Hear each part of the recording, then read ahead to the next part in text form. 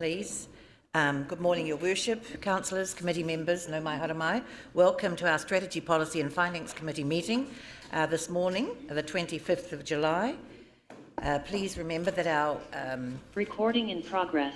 Our meeting is being live streamed, so if you are going to ask the odd question of submitters, just draw your microphone into you so that you can be clearly heard because we're streaming live. And to those who are watching from afar, welcome to our meeting this morning. Your mobiles, please, if you could turn them off. We will take a break so that you can have clear your messages. We'll probably take that break around about 11 o'clock and lunch about 12:30. Afternoon tea at 3:15, and we are going to press on because we've got a couple of days, 3 days in all for these hearings, and so we'll probably be concluding at 5 o'clock this evening. So thank you, and I would ask Councillor Yates please to open our meeting this morning with a karakia. Nō reira kia hihiri tātou, tūtawa mai I runga, tūtawa mai I raro, tūtawa mai I roto, tūtawa mai I waho kia tauai, te Māori tū, te Māori ora ki te katoa haumi e, hui e, tāi ki e. Thank you, Councillor Yates. I do want to welcome today members of our community who are here, some to present to the submissions, speak to their submissions, and some, of course, here out of interest. Nice to have you with us. And, of course, Felix from the media, Morena Felix. It's nice to have you with us too. Our meeting today is, of course, excuse me, I'll just do that. Oh, yes, apologies first. Sorry, apologies. I do have one from Phil Thomas. Mr. Thomas, thank you. Can I have a mover in a second? Thank you, Potawa. Thank you. Oh, sorry. Mr. Morgan? Thank you. Mr. Morgan as well. So I've got two apologies. Could I have a mover in a second that we... So, Mayor and Mrs. Trumper. Yes, Councillor.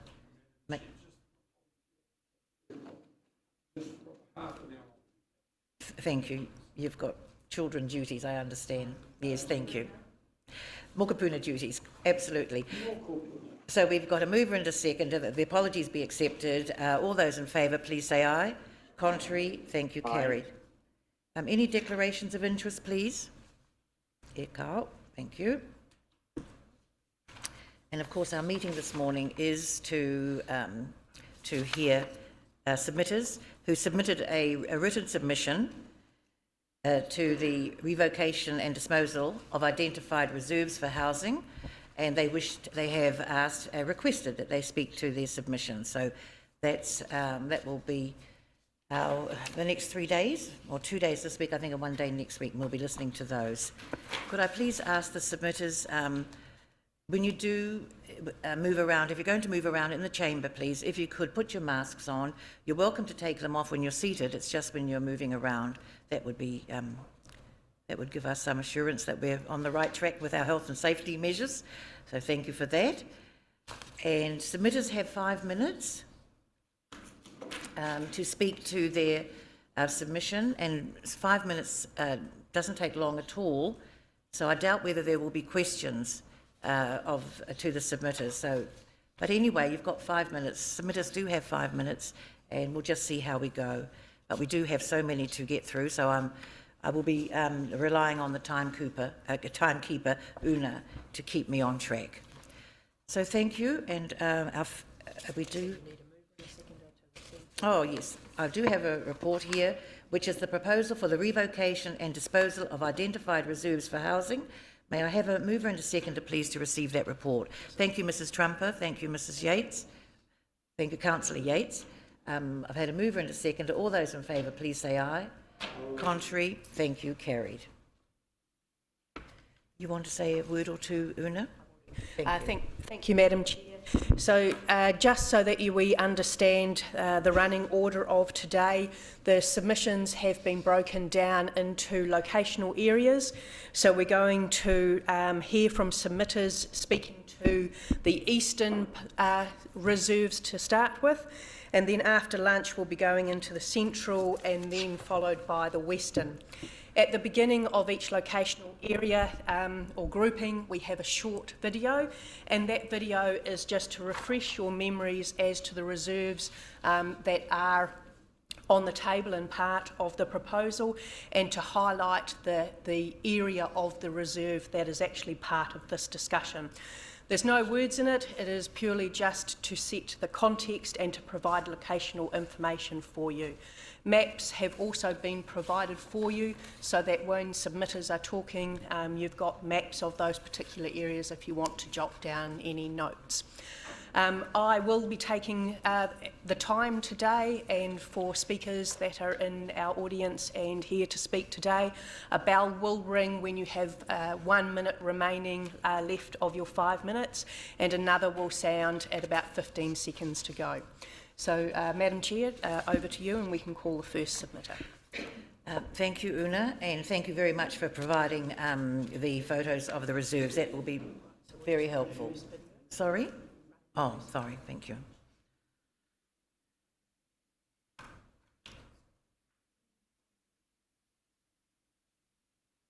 No commentary? No.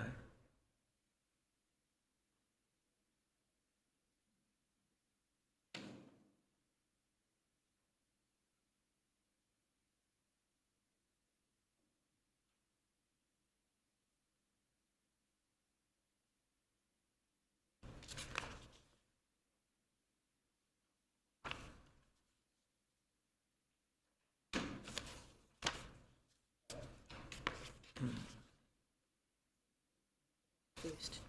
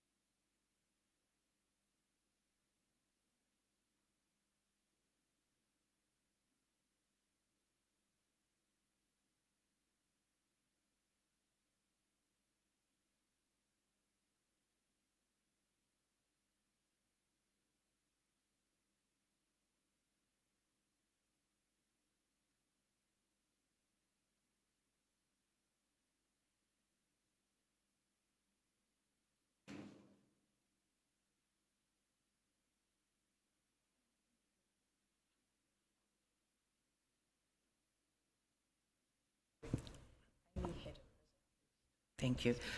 Well, thank you very much, Una, for providing that overview. It is good that the proposal, of course, has been that we do have a housing crisis in Rotorua, and we're looking to ensure that we can get our families into homes at some stage.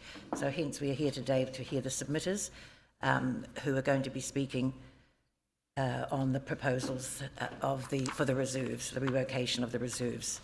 So thank you. And thank you also, Una, for giving us a hard copy as well. It'll be helpful when people are speaking. So I'll call our first submitter this morning, and it's Amy Haddon. Good morning, Amy. Thank you. Morning. Good morning. Thank you. You're putting your timer on, are you, Amy? Good on you. Thank you very much. Can't be too careful these days. Wouldn't want to cut you short. No, that's right. Morning. Look, I'm Amy. I'm a local resident at Hannah's Bay, and I'm here to raise a few points about the Lee Road Reserve and Pertinent Development Project. Thank you. So I've got 4 key points to cover. First one is current reserve usage. Second one is development of the reserve to house the homeless. Third one is the importance of our green areas. And the fourth one is COVID and tourism. Now, point 1, I personally utilise the area for dog walking purposes, outdoor exercise groups and other activities are conducted here. Time with family and friends is important, and this zone is used for safe kite flying and the like.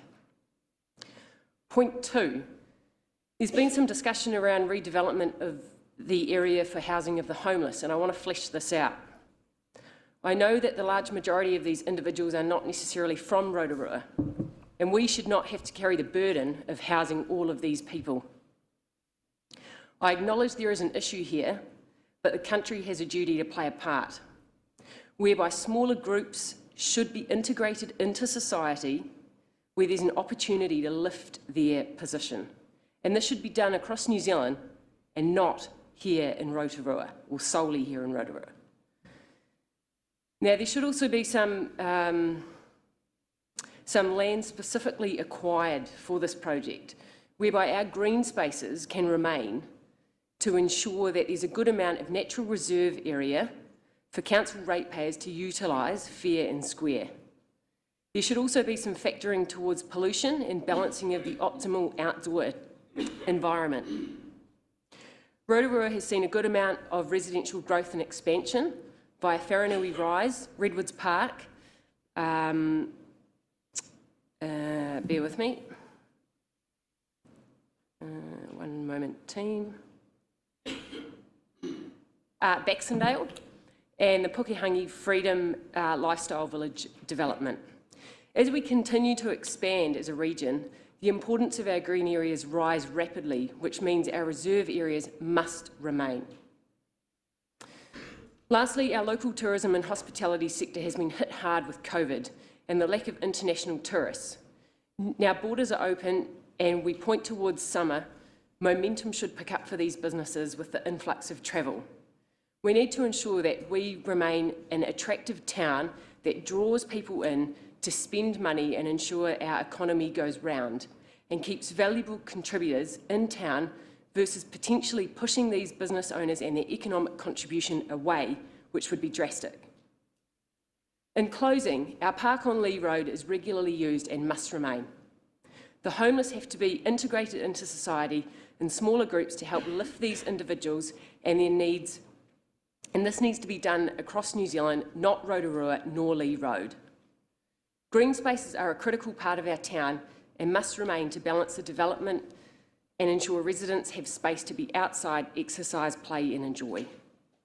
Businesses, including All Seasons Holiday Park, have been hurting with COVID and they need every opportunity to recover and grow.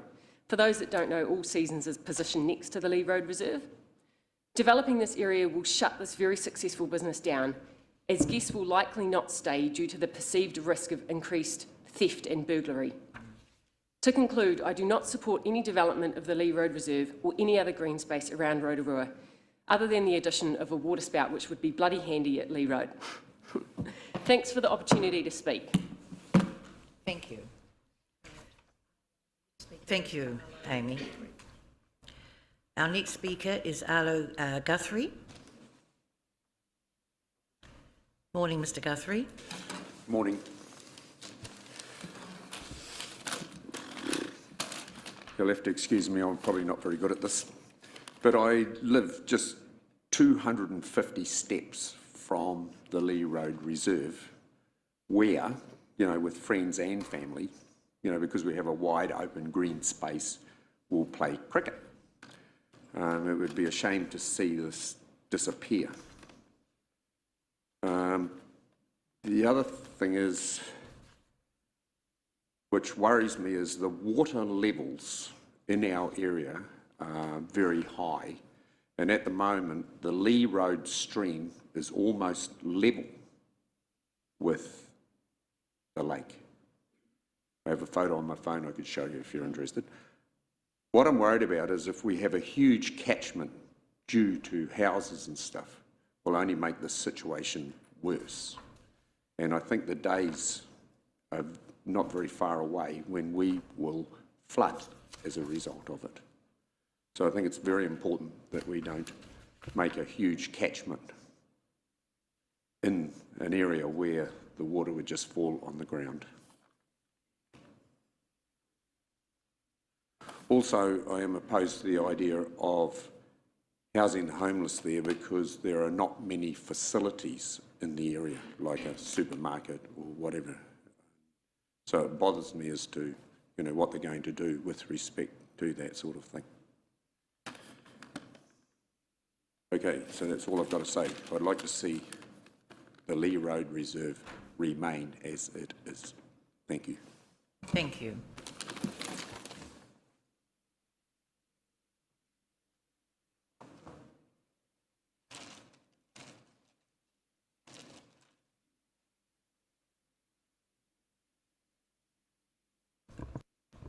Thank you. Brian Perry? Oh, Bryn, sorry, Bryn. Thank you. Good morning, Mr. Perry. All right, morning everyone. Might take me a little while to warm up to this. We'll see how we get on. So my name's Bryn Perry. I live at 34 Hilton Road in Linmore. I'm a real estate salesperson. I get all around the city and I talk to a lot of people. And I'd say, I'm just going to start off. I've got 4 main concerns about the sale of all the reserves. And just so we're clear, I'm opposed to the sale of any of the reserves in Rotorua. And then I'm going to talk specifically about Lee Road Reserve because that one's, I've got a special spot for that reserve.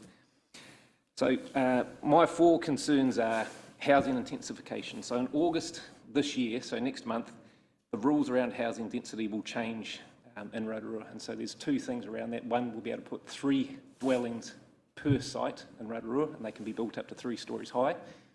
That's going to bring a lot more people, you know, potentially 3 times as many people in the same space. Those people are going to need access to reserves. The other thing that housing intensification has as well is you no longer need to have spaces on site to park your cars. So people aren't necessarily going to have cars. How are they going to get to green spaces if they're getting sold and they're not within walking distance? So those are a couple of my big concerns, you know, around the housing intensification. The second one is the impact of existing homeowners having social housing developments introduced into their suburbs. So 6 of the 10 sites are proposed to go to Kaingaora. I realise that we do need to house our homeless people, but I don't think building mass social housing developments is going to be the best way to do that. There is issues around having, you know, Kaingaora houses. I used to live next door to one, and I didn't like having my kids on the back lawn because the way the Kaingaora tenants talked to each other was very aggressive. There's a lot of swearing, and I didn't feel comfortable with that. So I moved away from there, and I moved to my house in Linmore so that my children wouldn't have to put up with that. One of my workers that works for me, she lives next to a Kaingaora house. She comes to work probably twice a month, blurry-eyed, because the tenants have been partying all night, and there's no consequences for them. So there is big impacts for having those Kaingaora houses throughout our society, you know, and big impacts on businesses, because if you've got employees showing up to work not at 100%, you know, there's big dollar costs for that. Number 3, I don't believe that selling the reserves is the best way to meet the goal of bringing Rotorua housing stock up to the level that it's needed. So there's a statement in the proposal that says in the next 3 years we need an additional 3,560 houses. Now the proposal to sell reserves, I haven't done the sums, I don't know exactly what it is, but it's probably about 150 houses. You're only looking at about 4% of the total housing needs being met by selling the reserves. So my thoughts are council would be better off focusing on doing large-scale greenfield developments, not selling the reserves. The impact of selling the reserves will have, the benefit of selling them doesn't outweigh the cost of selling them. My 4th issue is trying to push the sale of the reserves through as a special bill. Look, there's a reserves revocation process. It was put there for a reason. I think that we should, if you are going to sell the reserves, it should go through that process, not through the special bill. So those are my sort of general comments on it all. I don't think that any of the reserves in Rotorua should be sold. And now, one that's particularly special to me is the Lee Road Reserve. So I grew up in Hannah's Bay. My dad still lives there. I've got several friends that live in close proximity to the Lee Road Reserve. I just sold a house to someone that lives right next to the Lee Road Reserve, first-time home buyers. And I actually own a section at 15 Middleton Road that backs on to Lee Road Reserve. Now, the sole reason I bought that, I realised being a salesperson that there is a lack of housing in Rotorua. I wanted to have housing for elderly people. That site was perfect because I can build 3 houses on there. they can have small gardens because it backs onto the reserve, and they could go out and use that. Perfect spot for them. Aeroplanes come in, they can sit and have a cup of tea and watch that happening. They can walk their dogs on the reserve. If this reserve's sold, that opportunity's gone straight away. The other thing that's, the other concern I have too is that reserve being sold to Kāinga Ora, because if you have 43 houses which are proposed to go there, there's only 80 houses so far in Hannah's Bay. That's going to disproportionately change the demographics down there, and I don't think that's right. For me, with the reserves, I live directly across from Selwyn Road Reserve. I use that reserve probably 3 or 4 times a day to walk my dogs. And I think that everybody in Rotorua should have the opportunity to have a reserve close by, walking distance. To sum up, I don't think any of the reserves should be sold. Thank you. Thank you.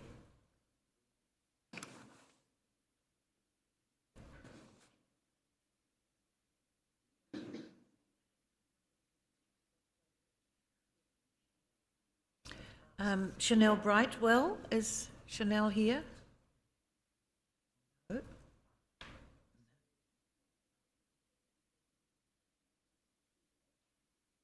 Well, I'll just move on through the list. Okay. Thank you. We'll just pause for a little while just to see who's here and who's not. Thank you.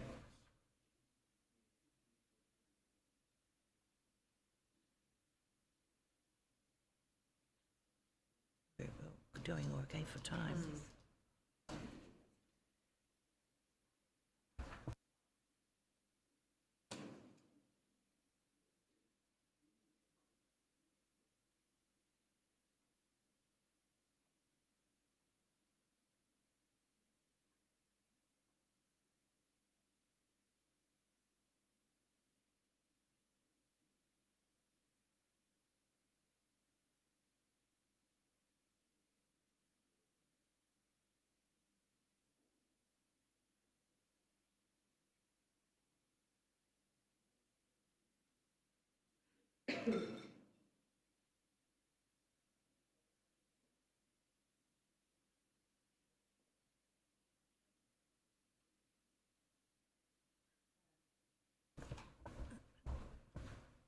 Thank you, Chanel Brightwell.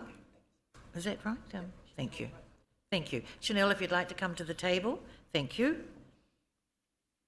Thank you for coming along this morning. You have 5 minutes, Chanel, and with 1 minute to go, the bell will ring. Thank you.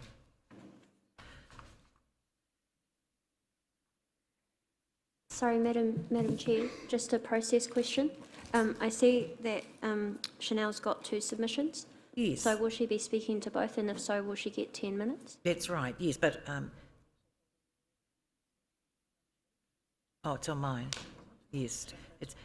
You're speaking to 2 submissions, is that correct, Chanel? I've spoken to my first. Okay. To speak to 2? I've spoken to my first one. Oh, you have? Right, so it is just 5 minutes. Thank you. Thank you. Thank you. Oh, she did, that's right. That's right, at the petition, yes. Thank you. Thank you for reminding us. Kia ora. If you want to remove your mask, you're most welcome to while you're sitting there. Thank you. Morena koutou, thank you for welcoming me here this morning. My connection to Coulter Road Reserve began while we lived in Tāmaki, Makaurau, Auckland. In 2014, we lived in an apartment with no sunlight. My neighbours were on all sides, top, bottom, every side. I began the long and difficult process of birthing my daughter to the sounds of high heels stomping around above us on wooden floors, day in and day out, just a desperate plea of reprieve from the boots trotting around resulted in an angry crescendo of stomping that terrified our son while my daughter was making her way into the world. Just, we were not allowed to ask for peace, even in the midst of giving birth. Our son, who was learning to walk, had no access to grass, no trees, no birds. If he made any noise outside, our high-heeled neighbour would shush and hiss at him out the window. We weren't allowed to grow parsley in a pot on our patio. The greenery around us in Auckland was sequestered away behind the gates and walls of the wealthy who could afford properties that had a yard. It was time to return our children to Rotorua, to the whenua of their ancestors. We returned 6 years after we'd been away.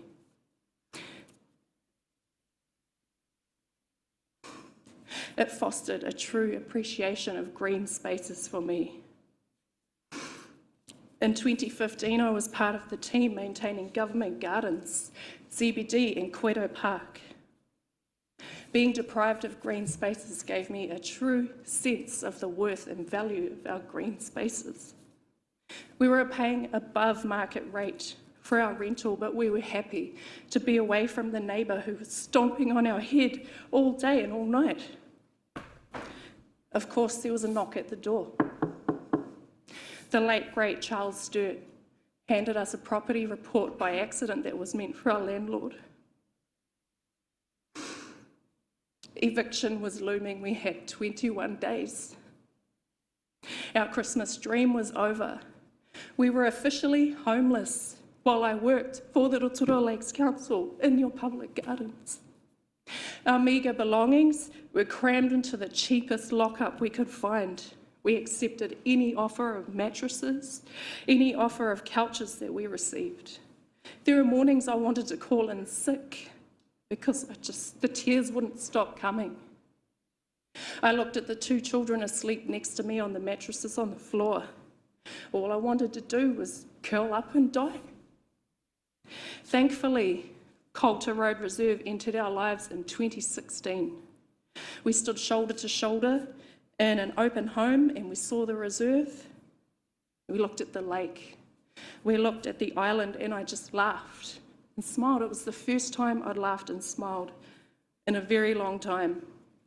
The breeze in the trees called out to us. The bird song was bliss. The grass that was once sequestered away behind the walls and gates of Auckland was suddenly available to us. My children would finally learn how to use a swing and a slide. They would experience the quintessential Kiwi lifestyle, the joyous rough and tumble living. Here upon Coulter Road Reserve, they could run, they could scream, they could be kids and they could be safe. For 6.5 years, Coulter Road Reserve has been our refuge. But the price for the experience of growing up next to that green space was hefty. 30 years of my life and earnings have been exchanged for the ability to let my children grow up in a green space, one that has nurtured its surrounding community for over half a century, amongst a long-standing community of good people. The price is hefty, but it's one I'm willing to pay so that my children can enjoy that reserve. One disappointing aspect of the revocation process has been that strangers are now reaching out to me and telling me and my children are evil. We caused homelessness. We've been there. We know what it's like. I've given my life up to the bank. I'll never know a debt-free life. I probably won't be retiring, but to me it's worth it because that reserve gave my children the space to be themselves and be free from the hissing and the shushing. The lands of Coulter Road around Coulter Road have been developed year after year, but it still manages to sustain our community. It still manages to sustain taonga species of birds and trees. Yes. I implore our public representatives to consider what the sale of this reserve will do. Ngā mihi nui kia koutou katoa. Thank you. Thank you, Mrs. Thank you.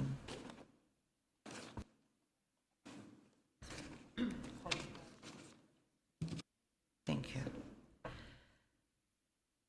Colin Bates.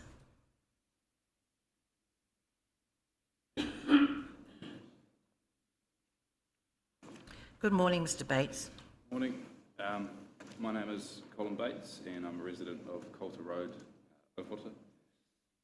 My submission today and my reasons for being against this proposal to undertake housing development on the public reserves is essentially the same as in my written submission. I'm strongly against this reserves proposal and in particular development of Coulter Road Reserve. into housing is of specific concern to me. I'm strongly against this proposal as I believe that the reserve on Coulter Road and all others across Rotorua are of incredibly high value to their communities. Our local reserve is used frequently by myself and my partner to enjoy walking our dogs and for other recreational purposes. I personally visit this reserve at least 2 or 3 times a week, and I'm often sharing this space with other families, kids or dog owners like myself. Having access to this reserve is important to us and one of the many reasons we live in this area and was part of the appeal of buying our home when we did. There are many young children on our street and nearby areas that also use this reserve frequently, and it keeps them from playing on the streets, which is obviously far safer. The reserve we have is a great asset for our local community, and to remove it for housing would severely diminish the quality of living in this area. And I believe the use of this valuable space for housing is inappropriate and very far removed from its original purpose when the Coulter Road area was developed. Some advice from me to the Council and its contracting division would be to give more attention to maintaining this reserve and looking after the infrastructure that is already there, such as the tennis courts and playgrounds. I think it's unfair to use the obvious lack of maintenance as a way of labelling it as neglected and unused. And I believe this housing crisis has not popped out of nowhere, and the lack of planning for housing that has led to this situation should not mean these valuable reserves are stolen away from the Rotorua public. Thank you for listening to my submission. Thank you very much. Thank you.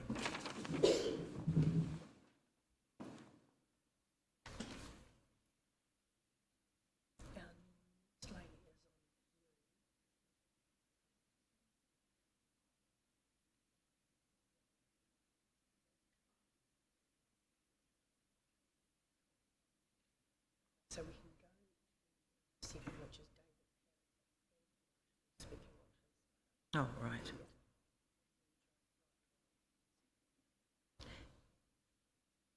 And is it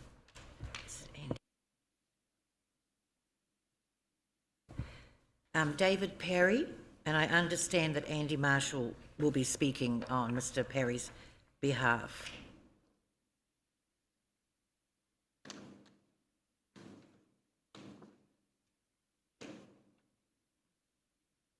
Morning, Mr. Perry.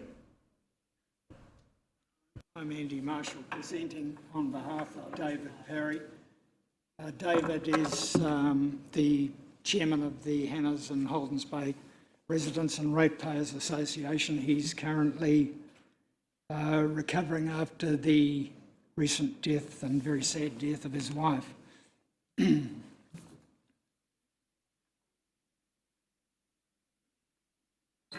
So, Hannahs and Holdens Bay Residents and Ratepayers Association wishes to register its opposition to the RLC proposal to sell the Lee Road Reserve to Kayangora for the establishment of social housing.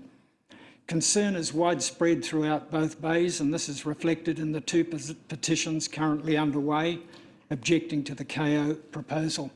This submission was prepared over a month ago, of course. A general sense of worry pervades the neighbourhood out here. In some cases, probably out and out fear. Specific objections are numerous, and I summarise below some of the chief concerns. The KO proposal does not form part of the long-term district plan. In some cases, people have lived here for years with an expectation that any development would be gradual. In other cases, people have purchased property comparatively recently. The prospect of a sudden, hugely disproportionate addition of 43 specifically designated dwellings threatens the character of Hannahs Bay in particular. Allied to this is the clear intention to rehouse people presently in the Fenton Street motels. Your 27 May letter omits to say this, but it certainly became clear at recent council meetings. Those people knowing of the KO proposal only via your letter are not receiving a full and frank account of what is being proposed. The problems in the Fenton Street area are known throughout the city and, unfortunately, increasingly throughout New Zealand. A number of Rotorua citizens have either witnessed antisocial behaviour, received anecdotal reports from acquaintances in the emergency services, or been the victim of crime in and around Fenton Street. In other words, there can be few citizens of Rotorua in general, and the Fenton Street area in particular, who are not acutely aware that we have allowed a significant problem to grow in our midst. Two important and long-standing accommodation businesses border the reserve. Both of these will doubtless make submissions, Keswick Christian Camp and All Seasons Holiday Park, but from the perspective of the association, both are at risk if the sort of behaviour pertaining to the Fenton Street area is transferred out here. Visitors to both these businesses often stay in caravans and tents and are thus very vulnerable to crime. All Seasons Holiday Park is already fielding questions from prospective visitors as to its proximity to those transitionally housed. Haldens Bay Holiday Park, while a little further away, also feels threatened. The concerns of these businesses are not simply hypothetical, they are encountering them now. Some other concerns. The Lee Road Reserve is a long way in terms of police response time. Have the police been involved in discussions about this issue? There will surely be a detrimental impact on property values in Hannahs and Haldens Bay. Your 27 May letter talks of a housing crisis in Rotorua. Why is Council not utilising its existing land for housing and be well underway to solving the crisis you refer to? Our city has already suffered reputational damage by allowing motels to reach the level of transitional housing that has developed. Even now, it is not clear that a cap has been placed on numbers. Are they continuing to grow? We must work hard to recapture the reputation we've had since the 19th century as an attractive tourist destination. That should be a prime focus of Council. There is a central government responsibility to the people we have housed transitionally, and despite assertions to the contrary, many of these folk are not from Rotorua.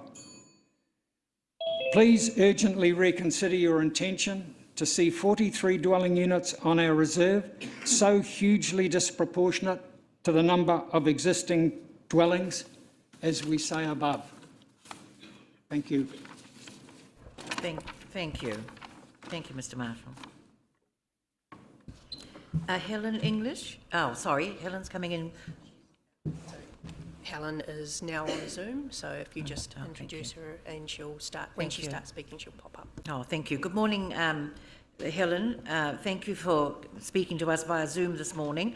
You do have 5 minutes, and Una here will ring the bell at 4 minutes. Thank you very much. So welcome and thank you for presenting.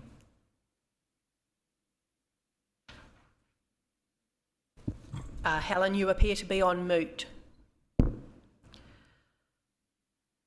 Can you hear me now? Lovely. Awesome. So I'm here because I oppose the sale of Lee Road Reserve. For me, it's important that it's retained for future generations. I visit and use the reserve often and see other people doing so as well. And on a personal note, it was really good to go there during my recent COVID isolation, which is kind of a bit of a sign of our times, and use the space for recovery. It's also a really good space to have informal games of soccer and cricket, which is different from any other areas here where you end up losing balls in people's gardens or into the lake. My other concern is about the intended use of space, housing which will change Hannahs Bay population by 50% over a short period of time.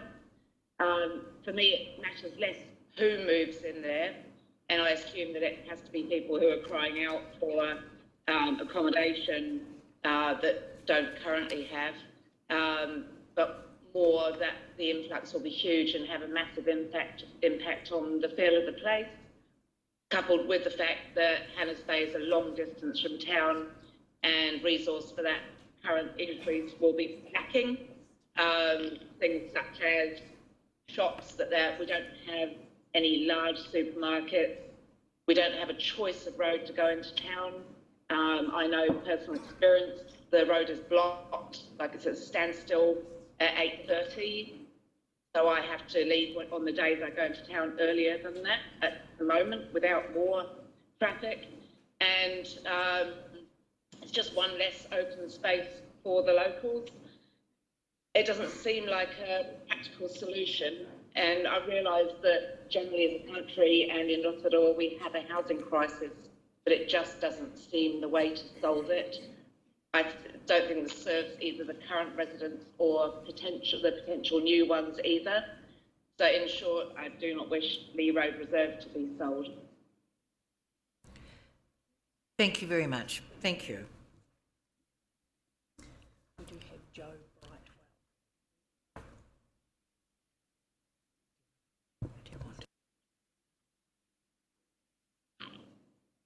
Thank you. Thank you very much for presenting this morning, Helen.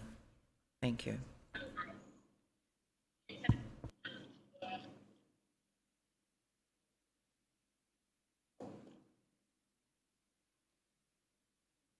Our next presenter is Joe Brightwell.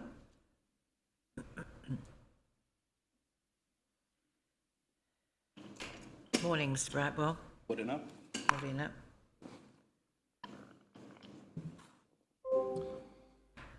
Tēnā koutou katoa, ko Te Arawa te Waka, ko Ngāti Whakaue te Hapu, ko Tona Hopu te Marae, ko Joseph Brightwell Ahau. I live on Wingrove Road and my house backs directly onto Coulter Road Reserve. I wish to state that I'm against the proposal to revoke the reserve at Coulter Road, which I will speak to in the rest of this speech. In a recent petition where we helped gather signatures in our immediate area, 97% of the 125 people we have spoken to are against it. There are a couple of specific points in the Council's assessment that I disagree with. Firstly, there is no clear purpose or function of the reserve. Since I can see the reserve directly from my home, I have observed it being used on a daily basis for the 6.5 years that I've lived there. People in our community frequently use this reserve to play with their kids, use the playground, walk their dogs, play on their field and exercise. During the 2 periods of lockdown enforced by the government over the past 2 years due to COVID, it was the most popular time I have seen it used. Coulter Road Reserve was an escape and a huge relief for our family to relieve stress and keep us happy and healthy during this time.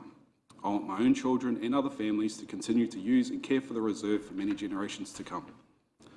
My children often invite their friends who live nearby to play at this reserve so they can continue to develop their friendships in a healthy and safe manner. Selling Coulter Road Reserve could impact the well-being and health of our future generations. Point number 2, having housing on part of the reserve would improve safety and use of the reserves. There are design issues from a safety perspective, including no road frontage and minimal visibility into the reserve. My family strongly believes that the Coulter Road Reserve is the safest one in the Ōwhata area because of the lack of gangs in the surrounding streets. I look directly into the reserve from our home all day, every day, as this is also my place of work. I have not witnessed a single incident in 6.5 years. I have not seen a single fight at that reserve in the entire time. It is safe because we have a tight-knit community. We are happy to send our children who are 8 and 9 years of age to Coulter Road Reserve on their own because it is safe and we can see them from our home. We want our children to have their own independence and freedom without fear of getting attacked verbally and physically by others. We refuse to send our children alone to other reserves because they are too far away and they are unsafe. We have personally witnessed and heard of fights occurring at Puketawhero Park, where other children have been abused and had their scooters, skateboards, bikes and basketballs stolen. That park is difficult for my children to access on their own since it is located so far away, and there are safety concerns due to the large number of vehicles on Tengai Road and Wharenui Road. We do not send our children to the playground at Scott Avenue as we are treated as outsiders in those surrounding streets. In contrast, Coulter Road Reserve is directly accessible for my children through the gates in our back fence. I have strong concerns that if Kāinga Ora were to purchase our reserve, that the level of safety in our neighbourhood could drop and crime could increase significantly. This is not an attack on poor people. I have grown up in 2 different countries and 3 different cities in the poorest of suburbs. I just don't think this is the only way to solve a housing crisis. Are there any alternative solutions? If so, what are they? I'm concerned that the Council and Kāinga Ora have not considered other options. there should have been serious considerations put forward by the council for the 6 hectares of land they own at Titoki Place and Thebe Street. Also, there were multiple offers by landowners to Kāinga Ora for leases for their lands at various locations in Rotorua which were turned down. I think this is short-sighted and a mistake on Kāinga Ora's behalf. There is also the relatively straightforward solution to me of using the land at Arawa Park Racecourse to build an estimated 600 housing units as proposed by Pukeroa Uruawhata Trust. Arawa Park was recommended in a 2018 report commissioned by then Racing Minister Winston Peters to close down. I would much rather my tribe's land be used for the purpose of emergency housing rather than taking away our city's green spaces. I am also very worried that selling the land to Kāinga Ora might mean that it will be sold by future governments to rich private investors and developers. Please do not sell our reserves when there are other possible solutions that could be explored and utilised. Our reserves are a taonga that should be protected. Thank you for your time. Ngā mihi. Kia ora. Kia ora. Thank you, Mr. Brightwell.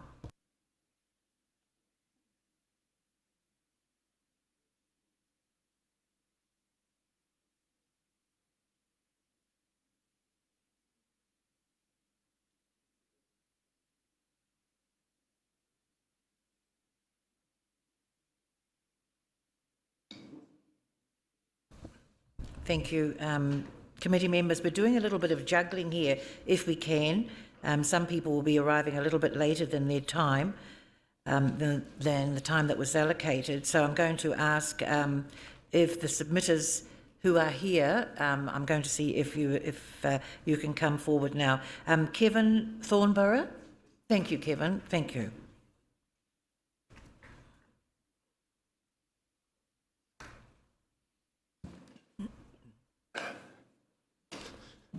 Thank you. Kevin Thornborough. My wife and I are the on-site managers of All Seasons Holiday Park, Lee Road. We share a boundary fence with the Lee Road Reserve. Darren Toy of KO is on record stating that the Taitoki Street land is not an option for KO because of stormwater and drainage issues. He could only afford to buy the land for $1 because of the cost of remedial work required to get the land to building standard. With that reasoning, Council can only expect to receive about 15 cents for Lee Road Reserve. Taitoki Street is elevated well above lake level on one of the more driest parts of town. Lee Road Reserve is barely a metre above lake level, a swamp land on a street that regularly floods on the properties between it and the lake. I've compiled photos from our neighbours of the flooding that has occurred on the properties over the last 5 years, one of which shows a person kayaking down the Lee Road land drain as it breached over onto the road. Stormwater from our houses goes into the Lee Road land drain and down into Lake Rotorua. During the more heavier downpours of rain that we are now more regularly experiencing, the lake fills up, the Lee Road land drain fills up, our stormwater simply has nowhere to go, so backs up and floods our properties. Simple physics. One of my neighbours has already been told by the insurance company that their sleep-out garage is now no longer covered following 2 claims in 18 months. It is important to note that this flooding that is already happening is pretty much no contribution from the Lee Road Reserve at all, because of the way the Lee Road land drain is constructed. Apart from a small amount of seepage through some small gaps in the lake drain lining, what falls on the reserve stays on the reserve. It cannot physically enter the land drain running down our street to the lake unless it is piped in, which is what will happen should houses are built on it. If you add the catchment area of 43 houses plus driveways into a stormwater system that already can't cope, this will undoubtedly send us across the tipping point, and more of my neighbours plus ourselves may find ourselves properties uninsurable. Hasn't the council had enough bad press in recent years around flooding? There is more on the way if this goes ahead. I know Lee Road is a swamp, reserve is a swamp, as I've spent the last 14 and a bit years battling the very same ground conditions that are just a wire fence away. Everything to do with groundwork is a mission. Just last week I fixed a leak in a water pipe, not even 400 millimetres deep on our park. I had to use a submersible pump to carry out the work at not even half a metre deep. Recently we had to access a sewer line buried at approximately 800 millimetres deep, which under normal circumstances would require a hole maybe 2 metres wide. We ended up with a crater 6 metres wide, as the wet, sluggy mess, which is our ground, just kept caving in. Imagine trying to get underground services to 43 houses with these conditions. There would be no ground left for the digger to sit on. 3 years ago, we replaced a utility shed that was decrepit with a brand new one. which we required a geotech report for. Even your own council engineers did not like what they saw when the report was sent in, and they demanded a peer review of our report, such as the poor quality of our ground. That structure cost us just shy of $100,000 in preparation alone just to get to the subfloor before a builder even stepped on site. So there is a simple no way that Lee Road Reserve is a more viable option than Taitoku Street, not in a million years. In his statement about Taitoku Street Reserve, Darren Toy has effectively set a benchmark for council to go by. He suggests that if a property is of equal or less standard than Taitoku Street, then he isn't interested. He has set the benchmark. So all council needs to do is compare the geotech reports of all 10 reserves against Taitoku Street Reserve. Lee Road will definitely be wiped from the list, along with a few others I expect. To be fair and to be transparent, the geotech reports for the 10 reserves on Taitoku Street should be made public for all to see, unless of course there is something to hide. But good news, in the huge funding boost from government just announced, a chunk of it has been earmarked for the piping of stormwater away from Utahina Stream. This removes Darren Toy's fears of flooding from the meandering Utahina Stream through Taitoku Street Reserve, meaning he can now pay council a fair market value price, and you can leave our precious reserves alone. Your actions in the coming weeks are being carefully watched by many people and will be sending out a clear and loud message for those who not to vote for in the coming elections. This Rotorua is simmering. Thank you. Thank you. Thank you. Mr. Rod Milne? Yes, Mr. Milne, would you care? Yes, thank you. Yeah. Would you like to come up now? Yeah, okay. Thank you.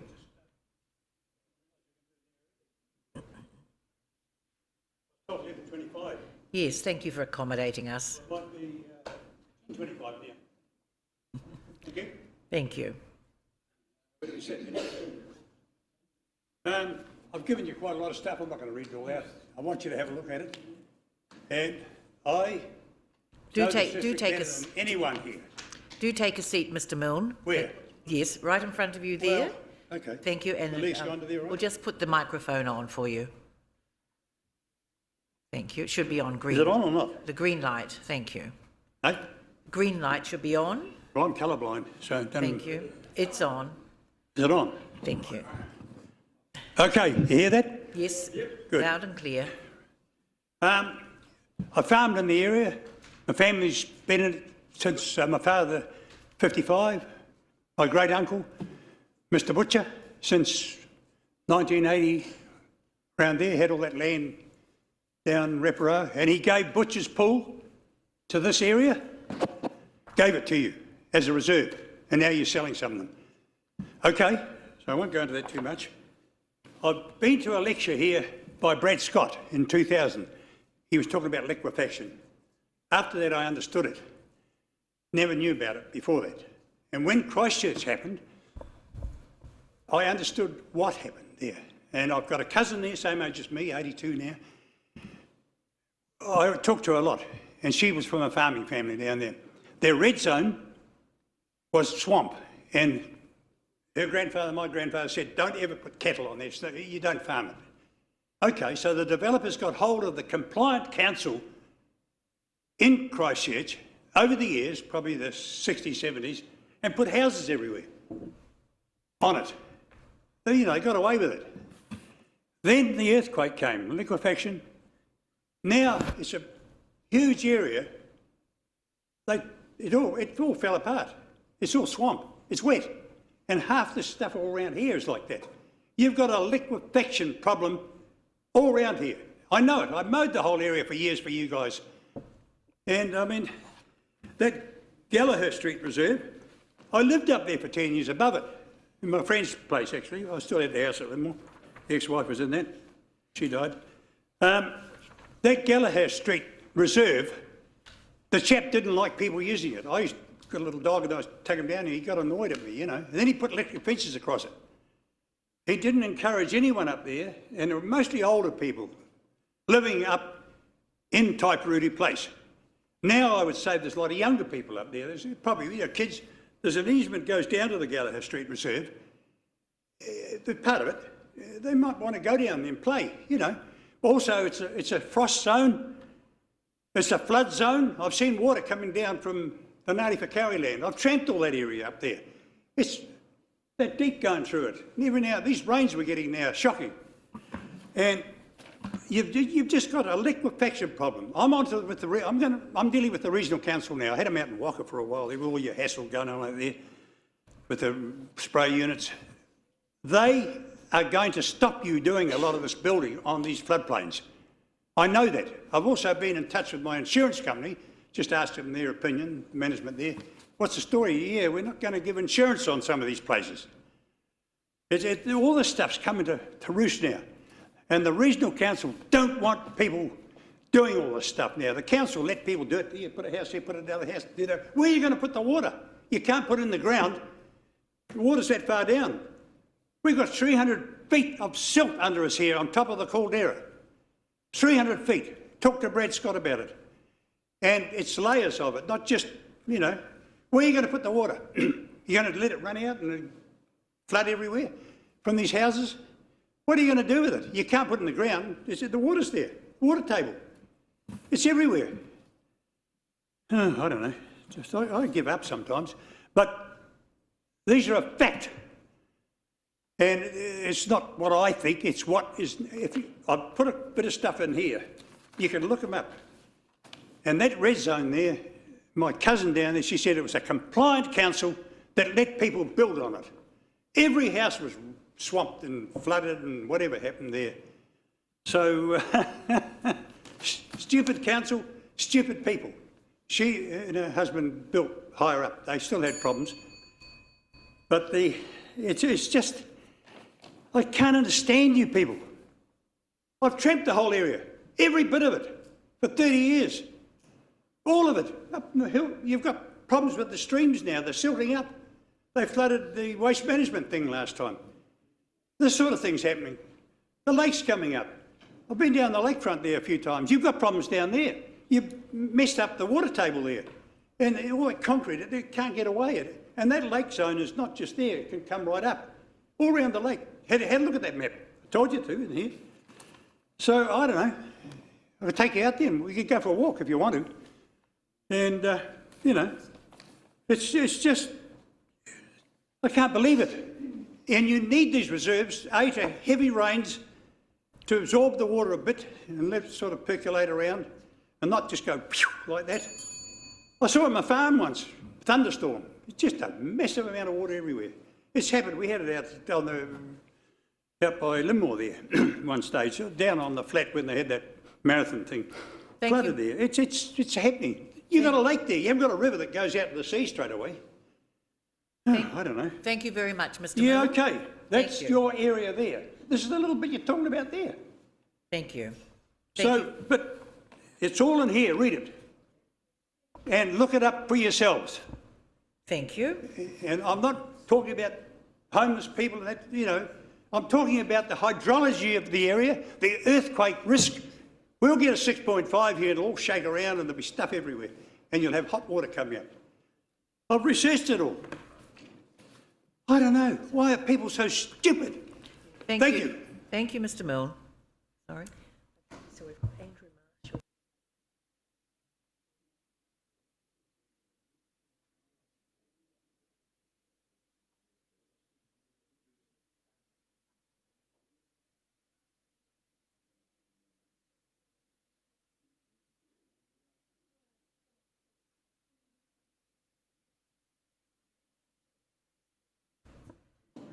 Now, Sarah Gain Anderson, and I understand Mr. Marshall is speaking for Sarah today. Is that correct? Thank you.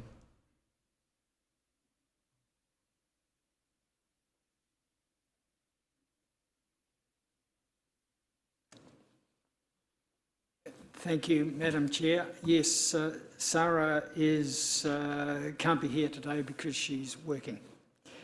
She is a resident of Hannah's Bay. And I'm reading from her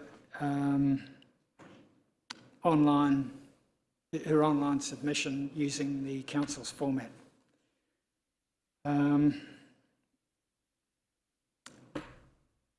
you support the proposal to sell all part of the reserves? No, in 2 languages actually. because I don't think any reserve should be sold for dense housing, especially Lee Road reserves and the rest of Rotorua reserves. Putting social housing within settled communities is creating trouble.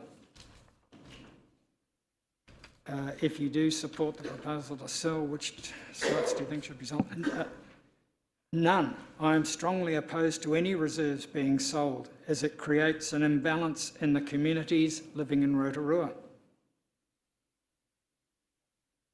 Issues with any of the reserves proposed for sale. Lee Road Reserve has problems that need fixing, and just referred to in the last submission. The ground area is very soggy, as the water table is very high. Most of the place is swampland. And I can certainly testify that the last speaker is correct. I live at the same level in relation to the lake as the reserve, and you can hardly put a spade in the ground without striking water. Sarah uses this reserve for walking the dog, children playing catch because it's a very safe place. Hannah's Reserve and Lee Road Reserve are always busy as they are near the lake, and her activities include gathering friends for a barbecue and canoeing in the lake with friends. Which area of reserve she proposed that she uses Eastern Bay reserves in general, obviously. If some or all of the identified sites were sold, where and how could the funds be used to improve our reserves? Goodness, are you serious? Why are you selling reserves to fund reserves? Have you gone mad?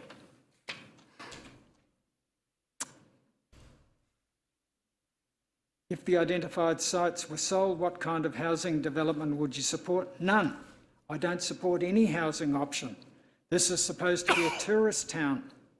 With the airport in close proximity as well as the holiday camp, we are in need of an extension for the camp to cater for more tourists, to get more revenue, to boost Rotorua's economy, not deplete it.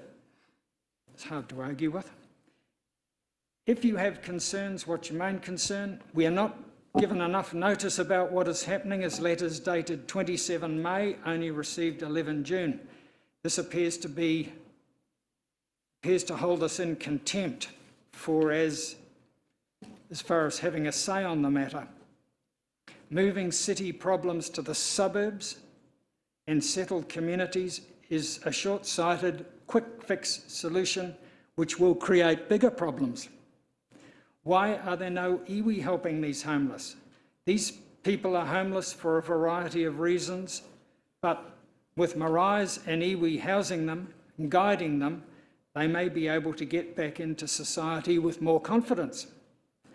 The council is punishing us, Rotorua residents that is, by selling our reserves because of council shortfalls with short-sighted solutions. Reserves are there for a reason. Without reserves, our mental health and physical health will deteriorate and the country will begin a decline, and we will have more ACC cases and hospitalisations. She found out about this proposal through community discussion, and living in this settled community, we are close-knit. Thank you. Thank you, Mr. Marshall.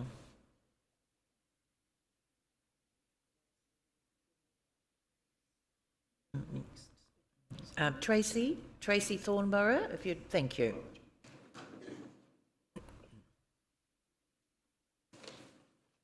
Thank you, good morning. Hi, my name's Tracy Thornborough. My husband Kevin and myself are Rotorua bred. We manage the All Seasons Holiday Park for 15 years now. When we started there were more permanents on the Holiday Maker due to such a rundown campground. Apparently it was one of the worst in the country. Since then, the owners have reinvested millions in upgrades and improvements, employing local contractors to do the work and employing local people as staff for daily duties. We now proudly sit at number 1 on TripAdvisor for campgrounds in Rotorua and have been nominated 8 of the last 10 years for the AA Travel Hospitality Awards, winning it twice. We are now no longer the camp to come to when everywhere else is booked. We now have people changing their dates to get in. We have swung this camp around full circle with hard work and investment and dedication, all surely to become undone if this housing development goes ahead on our doorstep. Holiday parks in Rotorua contributed 145,900 guest nights from January to May last year, compared to a drop of 32,000 this year for the same period. The word is out around the country that Rotorua has become a dumping ground for homeless and housing, and it's already affecting our business negatively. On a daily basis, we yield inquiries from all around New Zealand asking if we have or are near emergency housing and if it's safe to come to Rotorua. Will our car be safe? Will our push bikes be safe on our bike racks? Will our children be safe? Will our tents and food in the communal kitchens be safe? These are the concerns of guests wanting to come to Rotorua because of what they've heard from media and first-hand accounts of experiences from other visitors who have been recently. We have school groups that have already told us that they will simply stop coming if the development goes next door due to the safety of the children they are bringing. That's one of the questions we get asked before they book with us. That is tens of thousands of dollars simply wiped from our turnover. The antisocial behaviour that is a daily occurrence along Fenton Street will just be shifted sideways onto our neighbouring reserve. Once this happens, our customers will stop coming. The reserve next to us gets used by our sports groups where they can practice on. We're a dog-friendly park, as long as they're on a lead, therefore they take their dogs next door for a run. The neighbourhood has small kids' motorbikes, even kids learning to ride push bikes for the first time on that reserve. The fishermen that stay go over to the reserve to practice their fly fishing. So why do the neighbourhood kids flock to our park to play on our playground? The nearest playground is at Hannah's Bay boat ramp and is planned and designed for toddlers only. If council invested in a playground on the reserve, such as Puketewhero Park with basketball hoops and skate parks, then the children in the neighbourhood would flock there instead of coming to ask us. When we're busy, we have to say no. At present, there is nothing. There used to be football posts about 45 years ago when my husband played soccer. Nothing since. The reserve is also being marked as full use for housing when it's just under 50% in the red zone, which cannot be built because of the airport. Councillor Kai Fong, being the only councillor to show any interest in all our emails that we've sent to all of you guys, dating back to 2007 about the reserve, including a schematic of the red zone on the reserve, and we really appreciate that for getting back to us. The council has done nothing to help us holiday parks in our town by putting 11 freedom camping spots around, saying that all holiday parks are booked out, which may be the case for more than 2 weeks a year. We have already lost a very good holiday park in town in Rotorua Top 10 this year. We recently lost Redwood Holiday Park at the Blue Lake roundabout to a building developer and part of the Thermal Holiday Park to the Polytech. Are we next to disappear, as this proposal has a very potential of destroying our holiday park business? Do you really think that people will happily camp with their families next door to a low-cost housing development with just a wire fence separating them? Who is going to buy the park should we fail? No one when they look through the fence. Property developers such as Kaingaora may be interested. Boy, our neighbours will be happy about that. My grandmother, Roma Cook, was a councillor, and if she knew about what was going on, she'd be disgusted. Thank you. Thank you.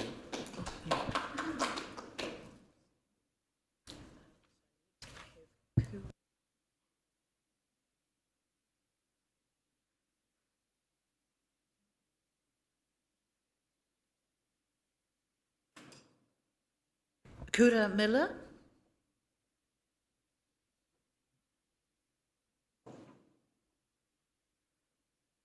Good morning. Good morning. And you have 5 minutes, thank you. Thank you. Kia ora, my name is Kura Paul Miller.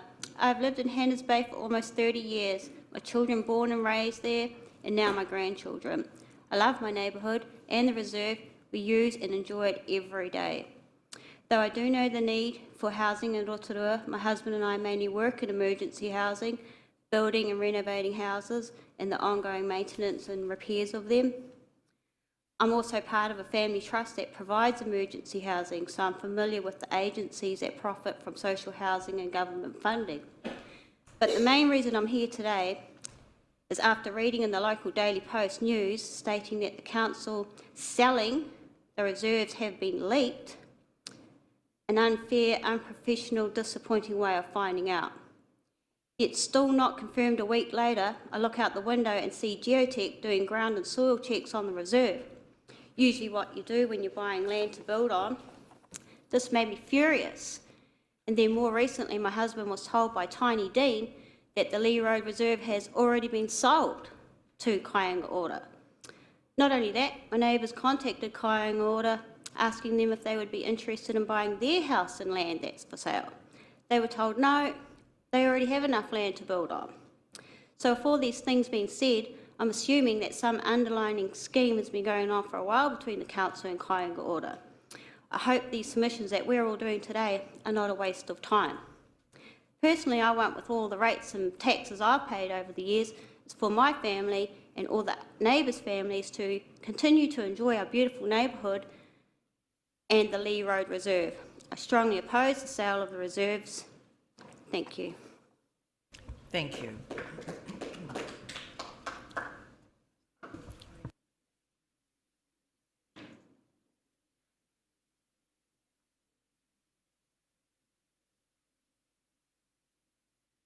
We'll just take a few moments just to look at our schedule.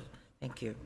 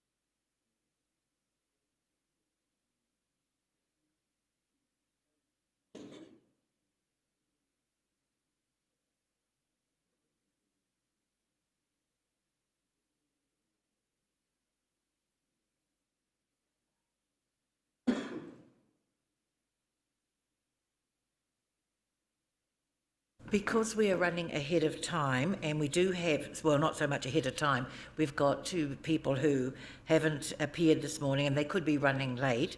So what I'd like to suggest, committee members, is that we take our 11 o'clock break now, and then we can come back actually when the next ones are due, which is 11:30. Is that it? 11:30. So we'll take a break now. Unless there's anybody here that was scheduled to speak and we can put you in now, but I don't think so. I think we're up to date. So thank you very much. So we'll just, so we'll take our break now and resume at 11:30. Thank you. Thank you. Recording stopped.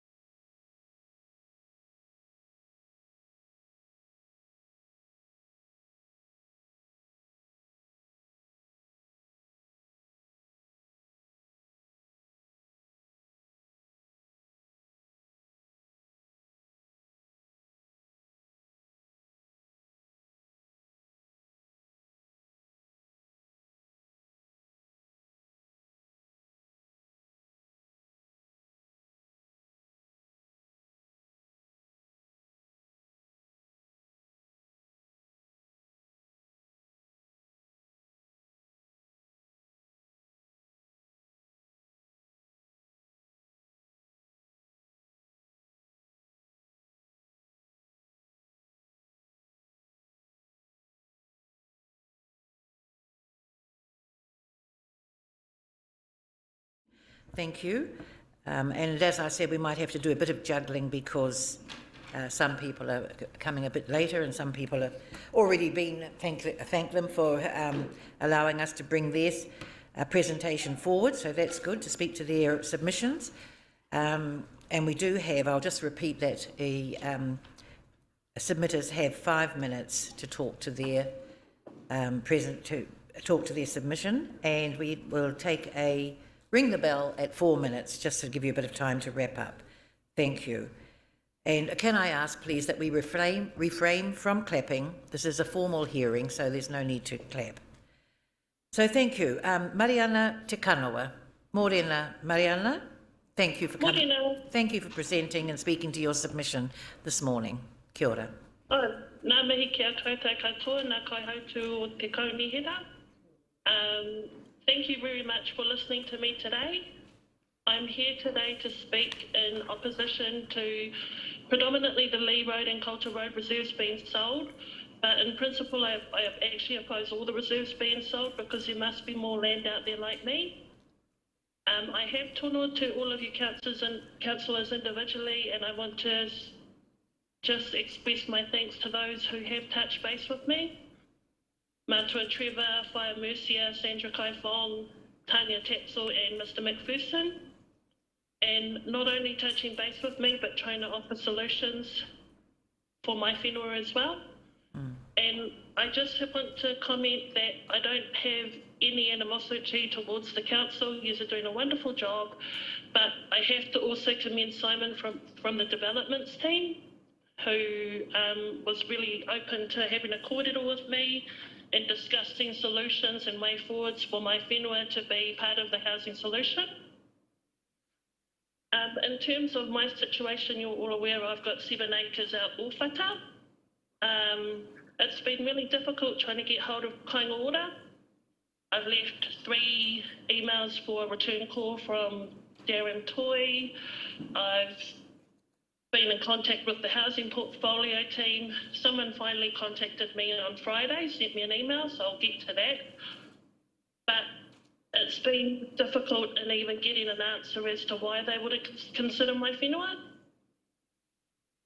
I did get a response from Dan Brazier, who was one of the employees for the strategic acquisition team, and the response read that we do not wish to purchase this land as we have a number of alternative sites in Ōwhata being progressed for housing development. So my issue there is that I'm 800 metres away from my whenua in different directions. I've also touched base with Matua Tamati Coffee, and the response was basically the same. We've been in touch with KO and they've made a decision to buy another major section in Ōwhata, so they won't be using your section. Again, no clear reason why they shouldn't have bought it. I also touched base, thanks to Whaia Sandra, with a member from kāinga ora, an employee, and the response was basically the same. Sorry, but we're not in a position at this moment to proceed with your land.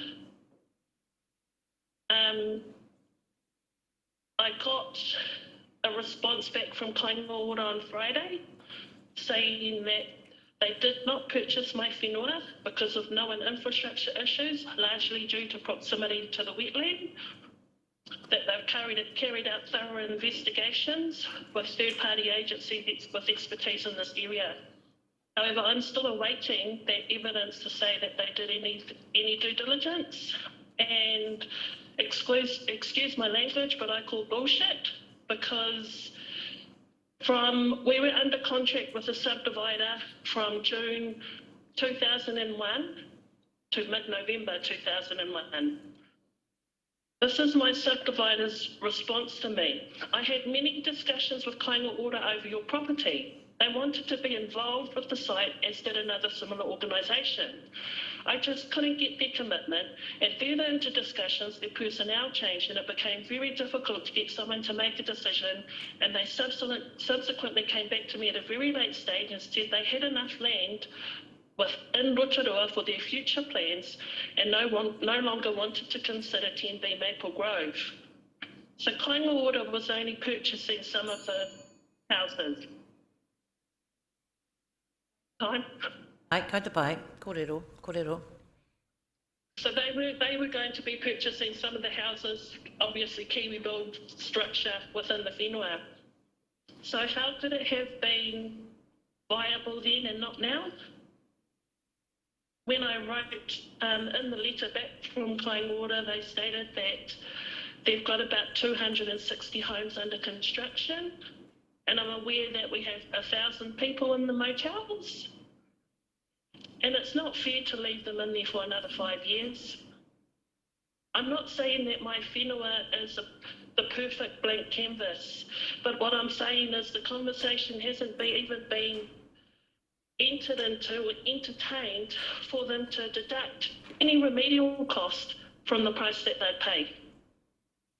I don't think how they can tono for our reserves when there's parcels of land like mine available.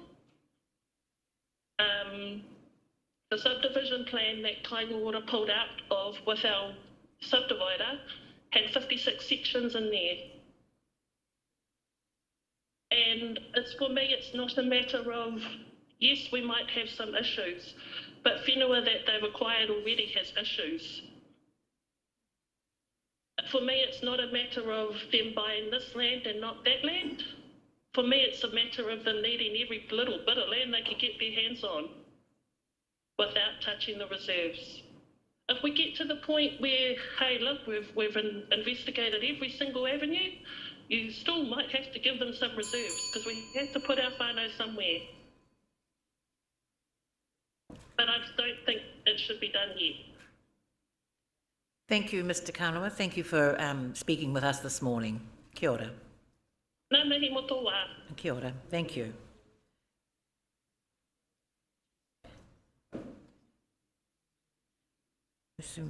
Francesca Musumsi?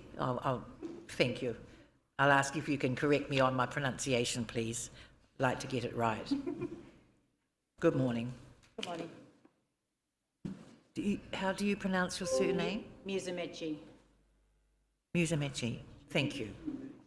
Thank you. Good morning, everybody. Oops. Right. Well, I live near, just off, around the corner from Lee Road, so naturally I'm opposing that one. The reserve, sorry.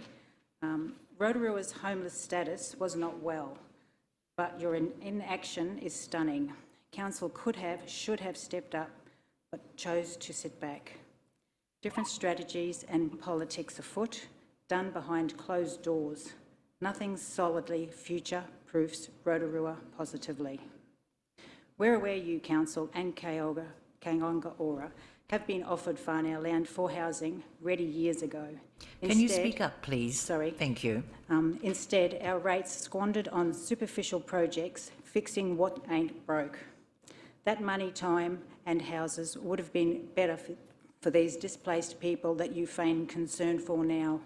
The 400 children in motels now, Donaldson criticises us as residents near the tagged reserves for not putting them first, would probably never have risen to that amount if Council had done due diligence. Council concern for homeless appears a mere formality that serves the purpose of your political agenda nicely. Now the mess needs fixing as businesses get loud and Rotorua's reputation slides.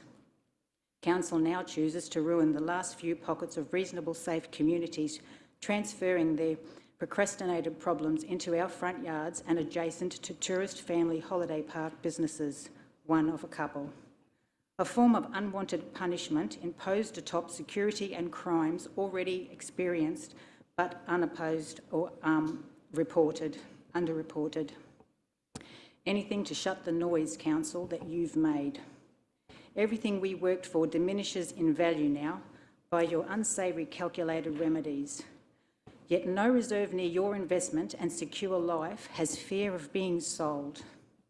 The essence of this Council and CEO has revealed itself by the actions taken towards we, the community, in this instance, in how the reserves proposal has been worked.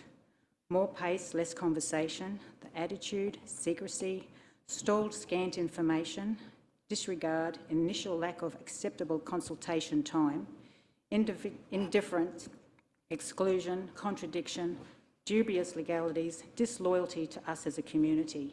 One word, it feels like contempt. Actions I didn't vote for or certainly expect, but I unwittingly pay for with my rates. A paper on 4th of June this year quotes, Chadwick said in the letters, the community was suffering due to drug use, violent behaviour, vandalism and other antisocial behaviours near the motels, and there was a perception those living in the emergency accommodation were destroying our city and its reputation, unquote. And the paper reported when Councillor Yates asked the Ministry of Development, BOP Regional Commissioner Mike Bryant on the 30th of July 2021 to myth bust whether all people in the emergency accommodation were unemployed and on benefits. Bryant said many were and some weren't. I don't need to spell that out.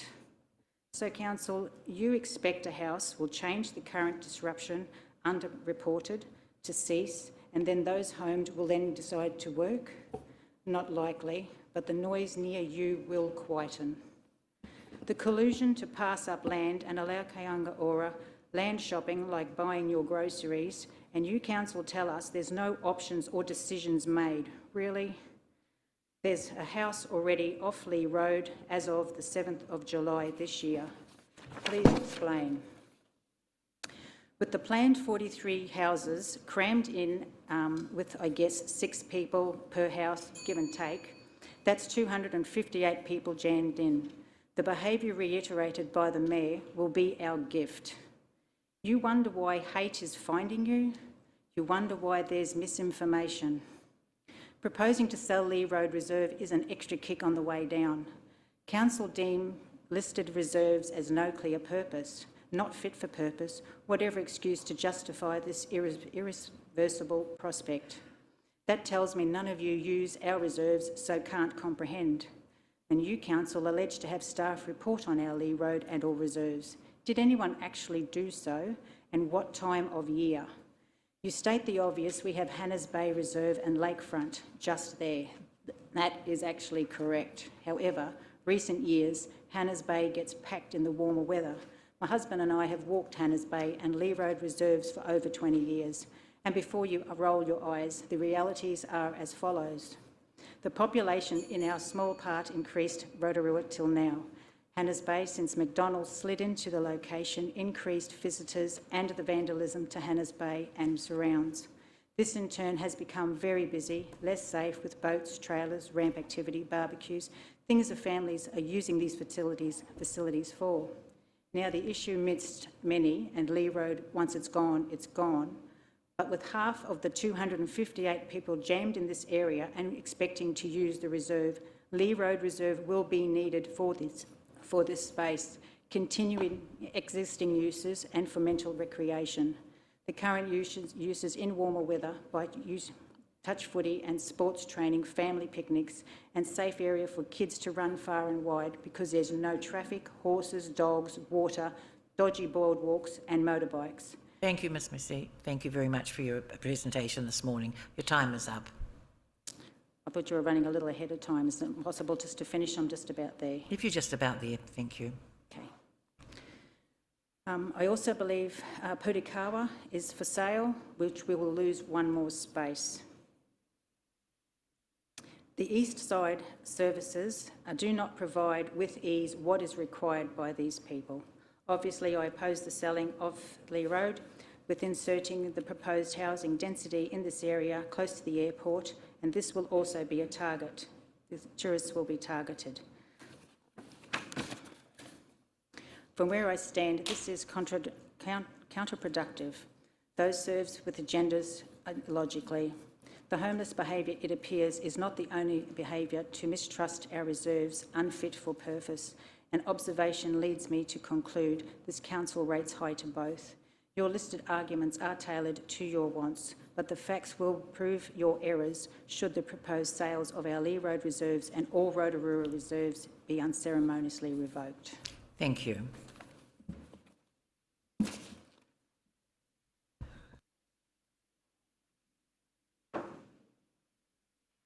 Patricia Hosking.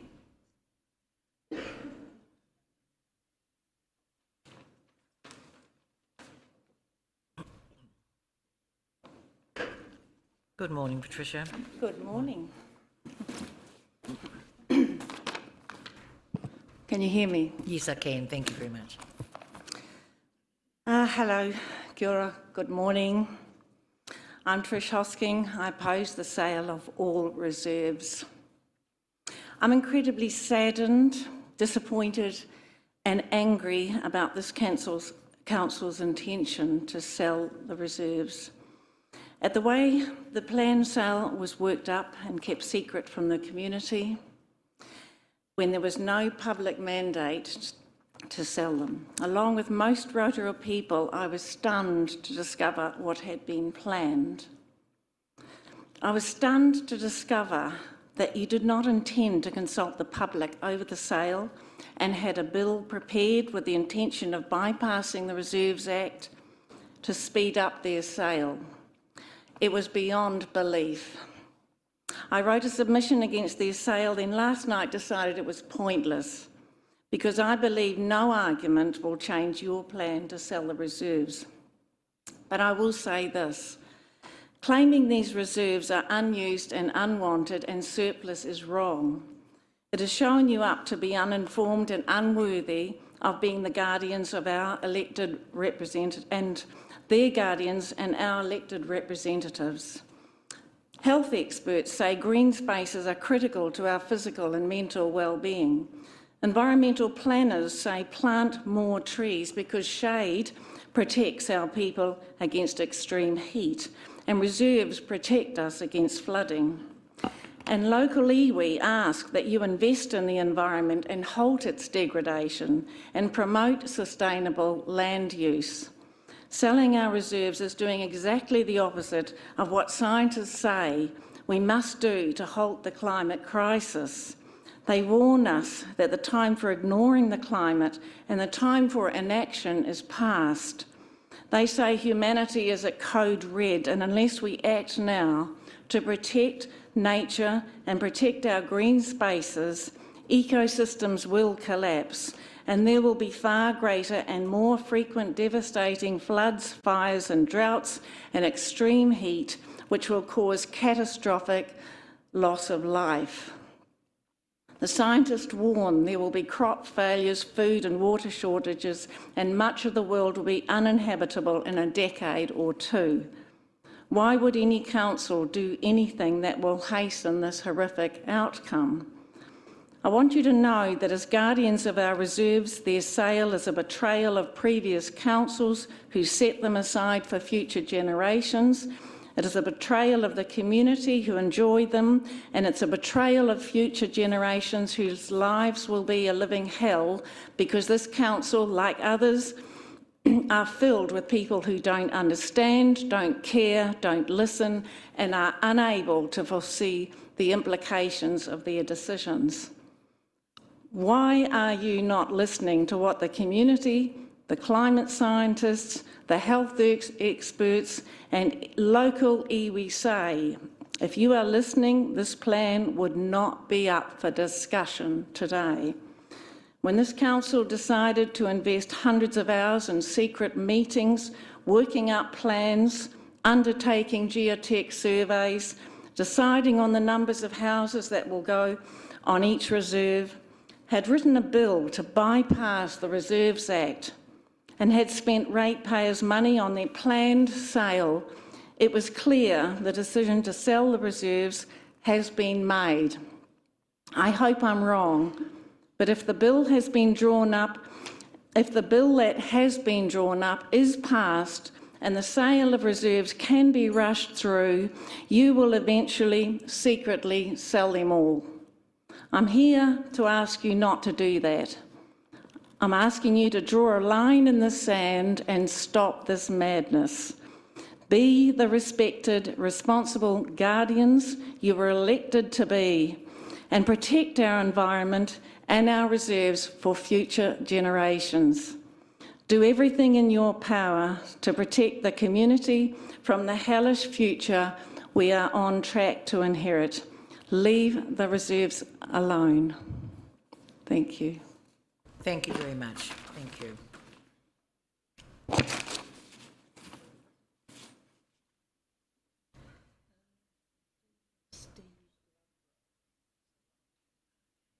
Has he been here a while? Is he...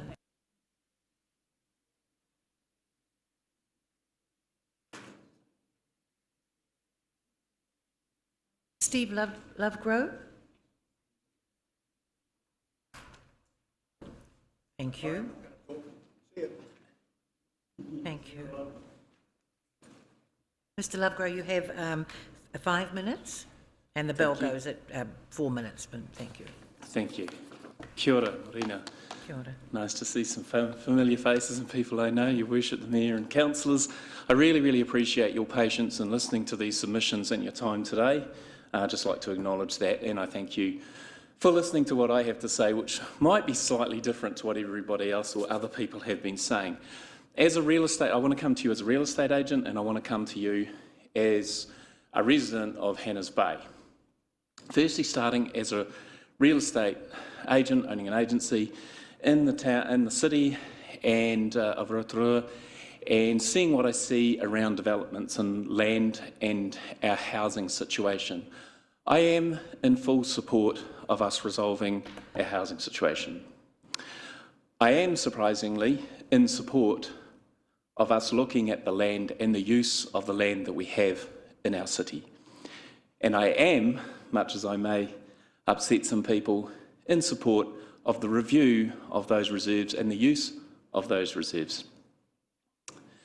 And perhaps the suggestion that the funds from the sale of those reserves might go to be better used in other areas.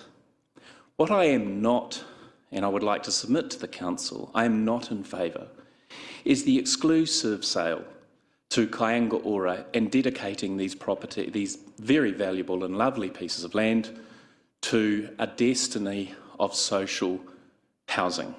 We do need social housing, I'm not against that.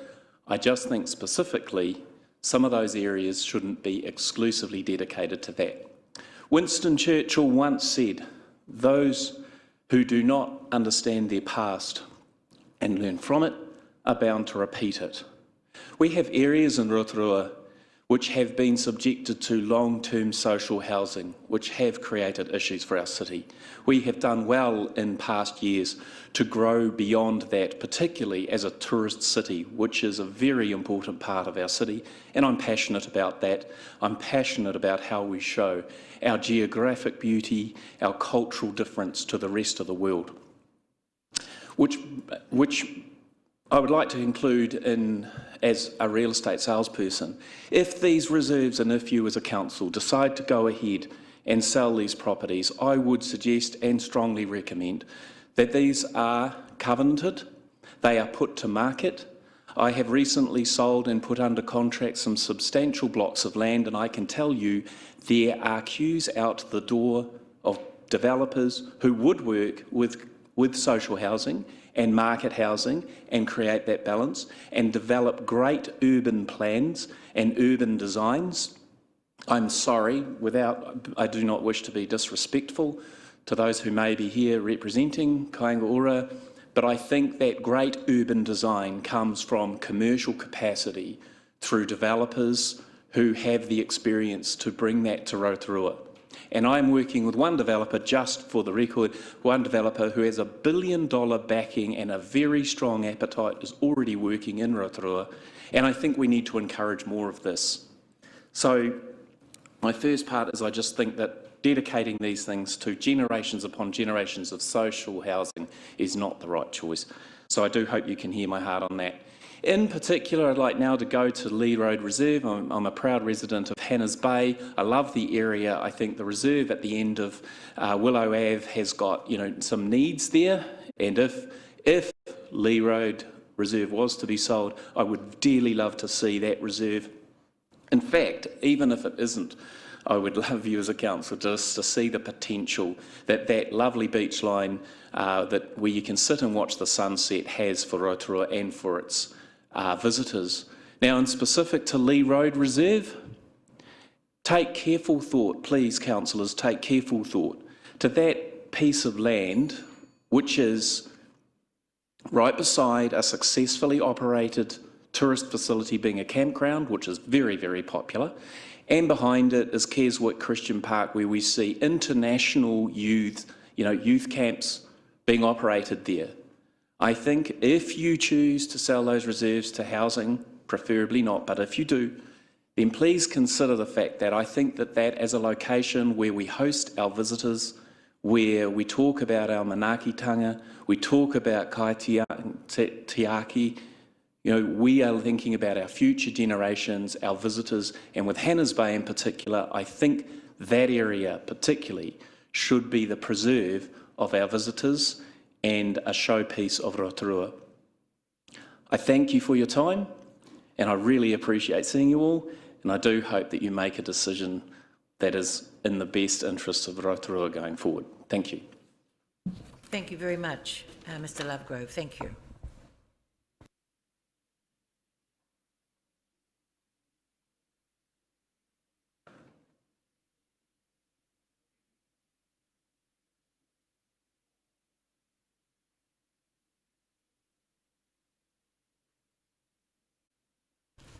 Thank you. I'm just looking at the schedule just to see where we're at. This is a bit of a juggling act here.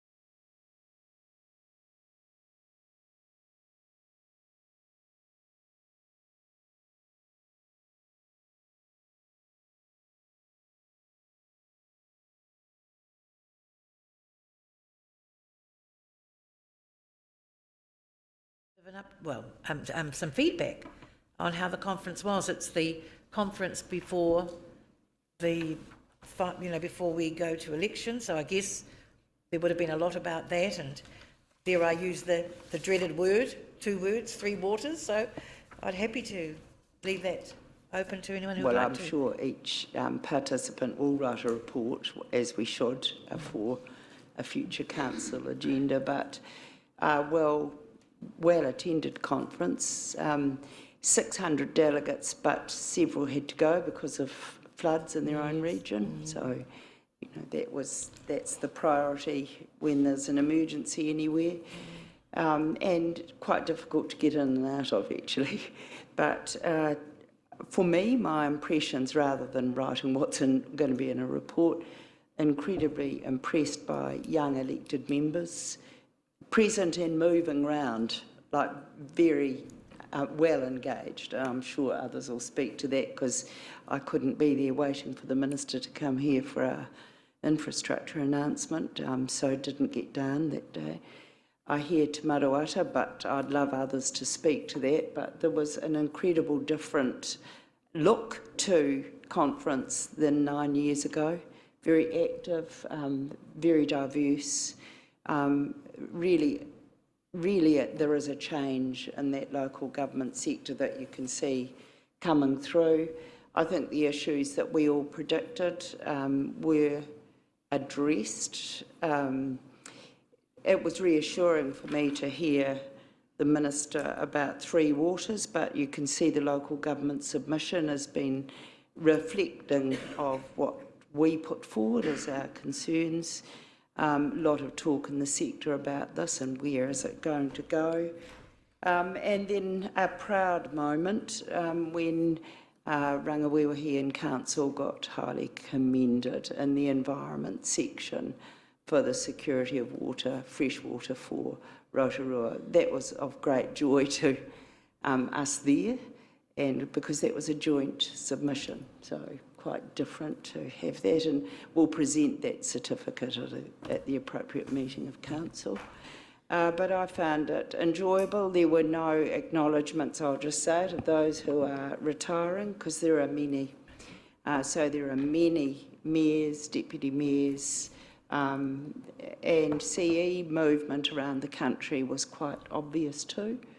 But it was nice to be there to see your colleagues of long standing. It was great to be there with the Rotorua team, the workshops. Those of you who were able to get there can speak to those, but it was an interesting and a very challenging conference at this time. I'll give you my view that I do think we should have 4-year terms. I could see it so clearly that central government election issues are crowding out what is our own local government agenda for change, and that's because there is an election both for council in October and central government next year. It gets too cluttered, but that was a remit at the last election, and there is no change there. And we've got our AGM online on the 28th, so it's all by Zoom. Thank you. Thank you. Yes, Dave. Thank you, Madam Chair. So I had the opportunity to be at all sessions from Wednesday official opening onwards. Fabulous manaakitanga from Rangitani as the host iwi. The various parliamentary speakers were interesting. The Prime Minister, Simon Watts, the opposition spokesperson for National, and as Her Worship said at the end, the Minister all spoke. There was resolve from the government to continue with the reform agenda and not hold back whatsoever. All the topics that are on that were discussed. We had Minister Parker on RM reform as well. Minister Nash was present and spoke on economic development, and I thought what was interesting was the observation, or the discussion on co-governance was extremely interesting, and the point was made that at this election there'll be 35 councils with a Maori ward in New Zealand, so that's quite a change coming to the sector, and will present a different face to local governance going forward. Yeah, those are my quick thoughts. The first keynote speaker just absolutely blew my mind. Melissa Clark-Reynolds, a futurist, an environmental anthropologist. She made some interesting observations, and I'll stick those in my report for everyone's reading. Thank you, Madam Chair. So, Dave, those reports would be online, I presume? The whole conference should be online. I would recommend Melissa Clark-Reynolds' keynote speech was extremely interesting. Everything from climate change. She put up a graph which actually was 3 circles, and it was the population of the planet for the last 50,000 years was a bubble about that size. The population in the present was the size of a pea. And then the population for the next 50,000 years, and that was scary, what the planet is going to be expected to cope with in terms of human use of its resources. So, yeah, we won't be around to see it for the next 50,000 years, but it's... Was she a New Zealand futurist? Yes, she is. Okay. Yeah. So, very, very interesting. She did make an observation, which I think her worship's got a view on. She said, here we are in 2022, but in 2002 was the start of the Maori Language Commission. And so here we are in 20 years later, still debating whether te reo should be a subject in our schools. And that made everyone, I think, sort of stop and think. So, yeah, a number of very interesting observations. She's of Scottish heritage, and interestingly, I thought in terms of the pandemic, she said Scottish people have a lot of Danish DNA, and the Danes lived in the barn with their animals and have over centuries developed a resistance to animal diseases, but she still caught COVID because she was 4 hours in a car with someone who didn't know they had it. But interesting, yeah.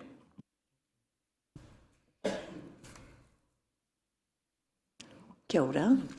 Through you, Madam Chair. Well, I was fortunate to have attended this year's conference for the duration of the time.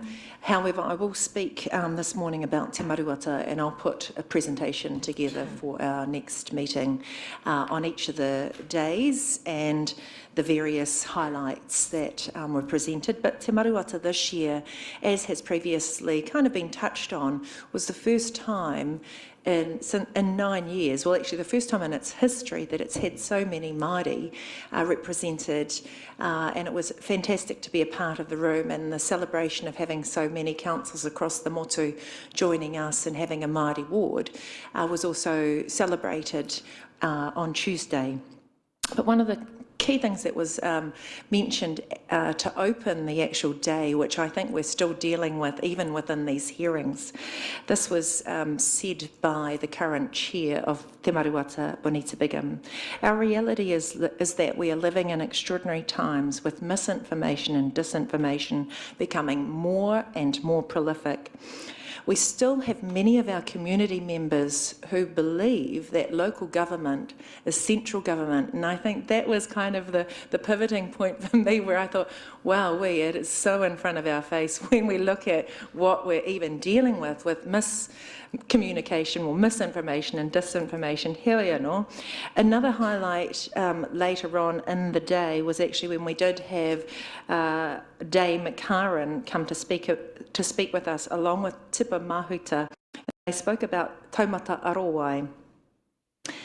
And within that, I got a better context around the Three Waters reforms, actually all of the reforms that are currently on central government's table right now, but this one in particular, and the rule book that was set up, which is taumata arowai, for the water sector or wai sector. So lots of new learnings not only came out of Te Maruata, but the whole week. And finally, our final keynote speaker that shared her story with us on the last day was a woman by the name of Lucy Hone, and she spoke about losing her daughter. But more importantly, she spoke about the overuse of resilience, and I know that as a council we've used that, especially during this time of COVID, as we've led to recovery and ways in which we can look at revitalising our home. So it's quite apt that we're also listening to our hearings over the next couple of days as we listen to our community share their views on how we should be dealing with our resilient community who also are looking at revitalisation as being a possibility. But I'll share more in my reports in the next week or so. Thank you. Thank you, Madam Chair. And for one who went down early on the Monday so I could be there for the Te Maruata meeting, and Mercy has touched on a bit of that, but right from the very start, the pōwhiri, I acknowledge Ngāti Rangitane and the people there.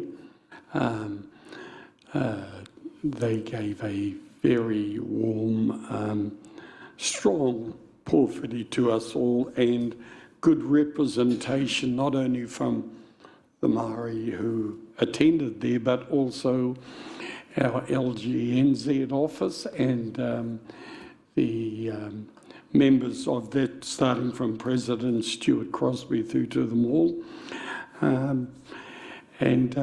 During the sessions that we had at Te Maruata, I thought it was well organised, well run by our chairperson of the group, Bonita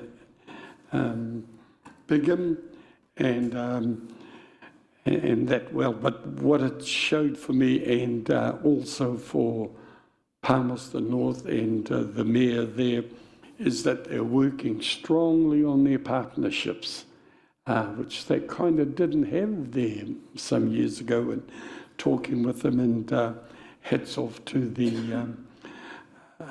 the council there and also the people working. I too think that, 4 years would be far better. They all spoke about how they get into it, and then next thing an election's coming in, and it changes the whole dynamics of your councils. And then I hopped in my vehicle and came home, and 2 days later hopped on a bus and went back down to catch the for the final dinner and the Ngāti Rangiwewahi joint RLC being a finalist, which our tribe is very proud of. But I thought, well, I was there early, I'm going to gate crash and go to the whole hui that day, and I'm pleased I did. Catching all the presentations. I thought it was quite well organised. I thought Nanaya's address was excellent. She said, I'm throwing away the notes, and she was herself, and I thought she delivered that really, really well. And into the dinner that night, and please, I'll send the program around for those who want to have a look, because seeing our name in a something like this, the Air New Zealand Excellence Award, six councils who all put in a bid for it, and I still feel proud of the fact that highly recommended means you're runner-up, or something like that. And we're just so pleased and proud, and we took the opportunity like we'd always will, but the compere said, please, people who are winners, come up, get your certificate or trophy, whatever, and then maybe a waiata, and then depart.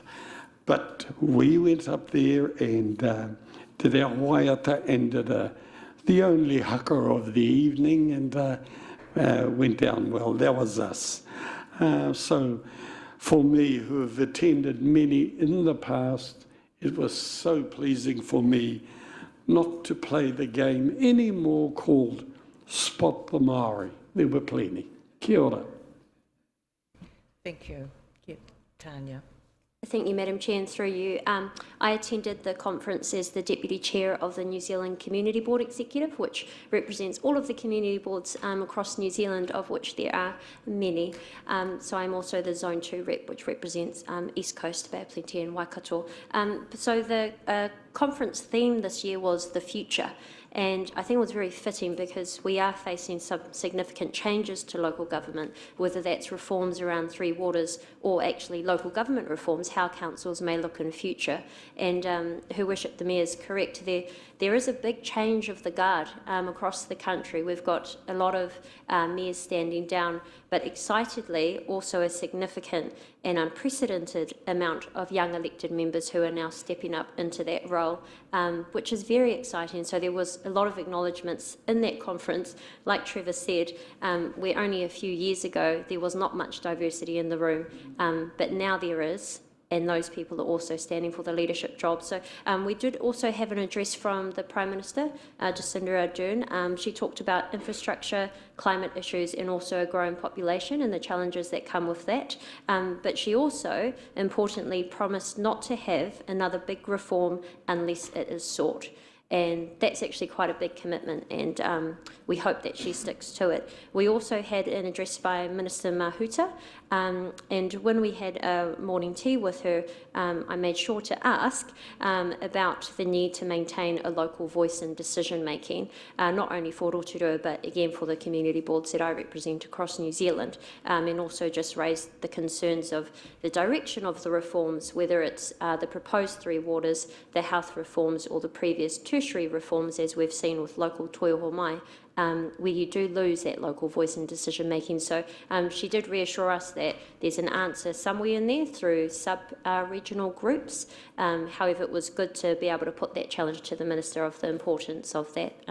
So yeah, that's probably a quick summary of it. And one of my favourite quotes from the entire conference came from the Chief Executive of Local Government New Zealand, who said that the secret to change is to focus all of your energy not on fighting the old, but building the new. So reminding us that while we may get frustrated at what has happened in the past, we also need to save some fight in there for making sure that we're paving a way in a future that's going to benefit everyone. Thank you. Ask a couple of questions, please. Can I just make one other observation? I think what really makes a conference is the MC, and Mihi Narangi Forbes was an inspired choice. She asked all the right questions, stimulated the right conversation. It was amazing. Just wanted to ask a couple of questions. Was there any talk, because a lot of councils now have CCOs, and now, of course, with the Three Waters, and that's going, obviously, was there any talk about the potential to downsize councils? Because it's really, I mean... No, but I'll answer that in a roundabout way, I suppose. There is obviously, if the direction of Three Waters continues and that function is taken from councils, other than us having our local say in how do you consult with your community and how do you get through to the entities, smaller councils were definitely feeling very threatened. And also they felt that they had invested well over the past few years in their Three Waters infrastructure. And I think the comms, it was definitely acknowledged that the comms, the communication about setting the agenda of the Three Waters has caused offence to many small and particularly rural councils who are wondering what are we going to be left managing. But we didn't get to CCO level. I do have another question, and it's around I think I heard you say, maybe it was Dave say, there will be, after the elections this year, there'll be around 30 councils that will have Māori sitting at the table, and some of it might be for the first time, I'm not sure, or so I presume was there any discussion around, you know, that will change the dynamics around the table, because there will be another view well, I mean, if you've got 30 councils, some of them might have had Māori there before, but if the majority haven't had that, then the dynamics around the table will change. An additional 57 is considered to be added to the local makeup of councils across the motu, and that's not including, those are just from the Māori seats. That's not including the additional ones that may well choose to sit in other wards or a general ward. Yeah. That's really interesting. It was a fabulous I just workshop. hope New Plymouth gets one. Others will have a view. There was an amazing workshop about inclusivity and diversity. And it actually came from Creative New Zealand about the importance of the creative community or the creative soul in a community. And it was a very interesting challenge put there about how do we work best in a diverse community. And I think the figure was 20% of our communities in the future will be other ethnicities. So as well as this focus on co-governance and the future of working together in partnership, how do you include all these other voices too, which is the changing face of New Zealand?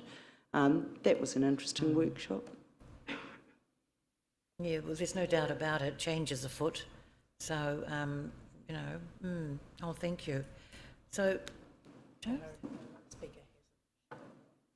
all right. Well, I think our last speaker hasn't come along, so thank you for that to the councillors who gave us that feedback. That was really very good. Good topics, and I look forward to actually reading them when they come online and put up. That'll be very helpful. Because our last speaker has obviously been delayed or maybe can't get here, I am going to take our lunch break now. And what time do we come back?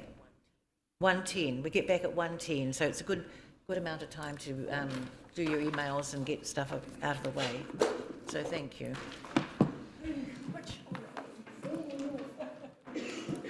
Recording stopped.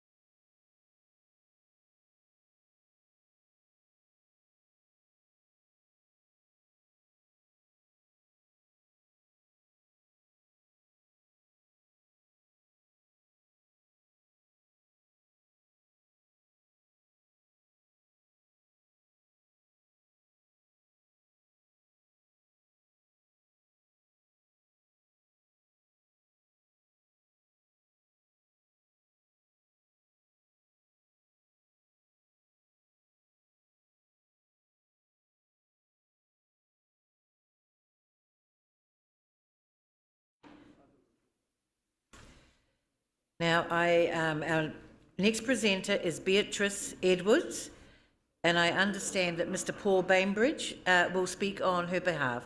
Thank you, Mr. Bainbridge. If you'd like to come up to the...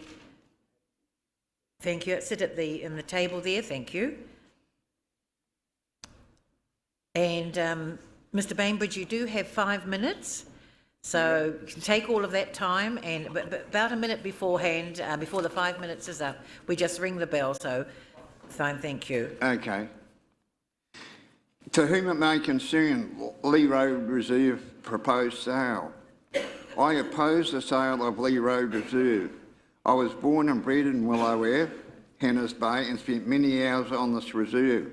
The space was the focus of the young people living there, and we played games there and had our 5th of November bonfires and other activities there.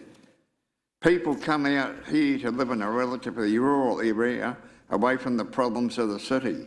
It is vital space for health and well-being.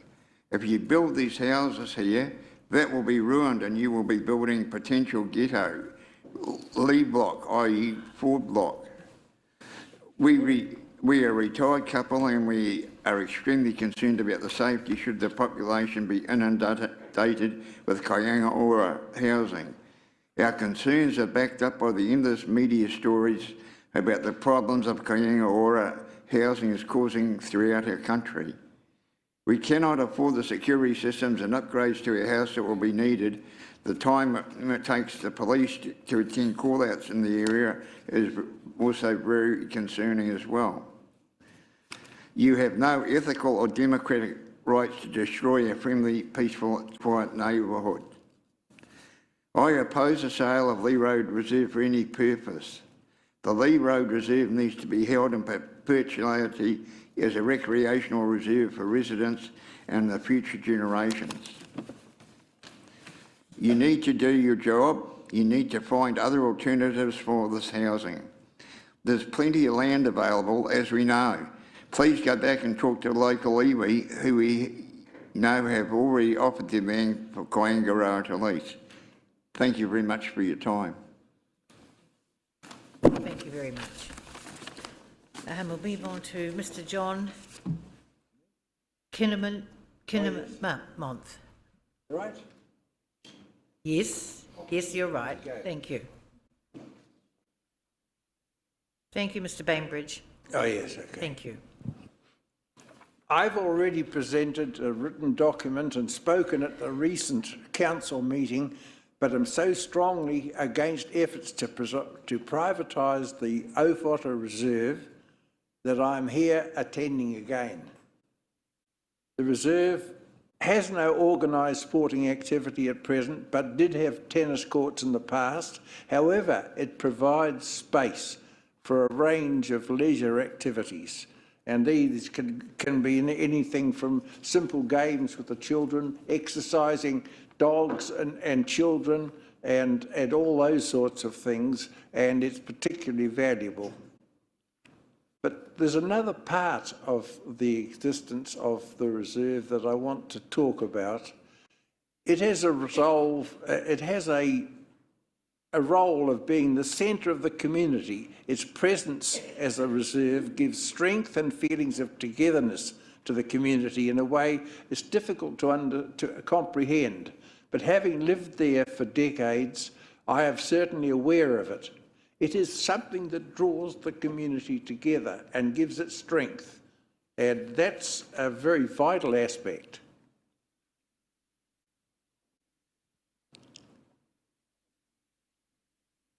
Imagine how that would be if the council plan goes ahead and the green space, which we all enjoy so much, would be filled with a cluster of new houses. I won't talk about the people, I won't talk about the type of house, but these are all parts of the uncertainty. The surroundings would never be the same for the present and future generations. And for some of us who've been there for up to all that time, it's like saying it's a real slap in the face, unfortunately, and I feel so very strongly about it. I'm 91, so it's beyond my immediate needs, but I still feel for the people who live there and the community as a whole.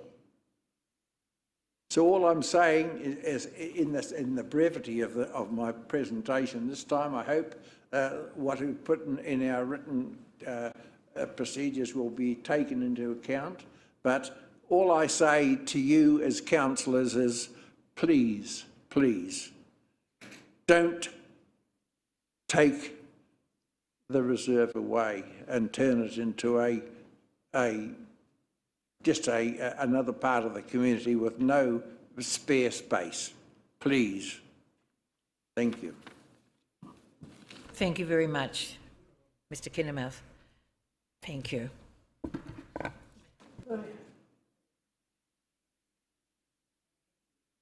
So we're back to your submission, Paul, Mr. Bainbridge. Unfortunately, Your own submission, isn't it?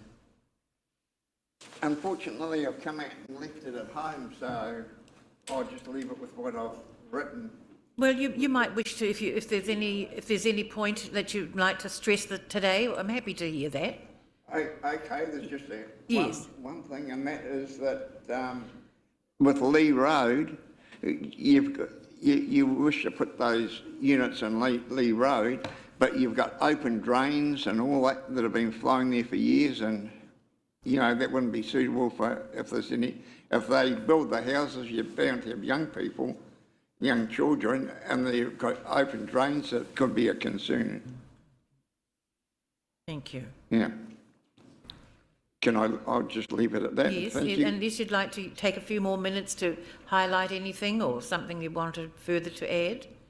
Well, it's just that there's just not the infrastructure there. The schools are a long way away, and the nearest supermarkets is quite a way away. So, yeah. Thank you very much. Thank you very much for your time. Thank you so much. Thank you. Thank you. Thank you. Thank you. Thank you very much. Just waiting again for the next arrivals, and we do have a Zoom. Is that after? That's.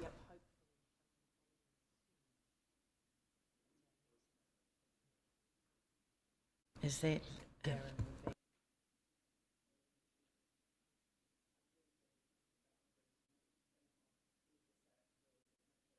It's amazing.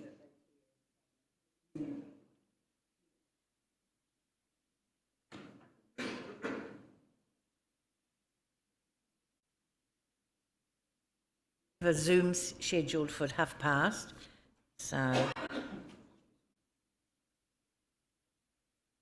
And then we've got quite a number of this later this afternoon, haven't we? So, yes.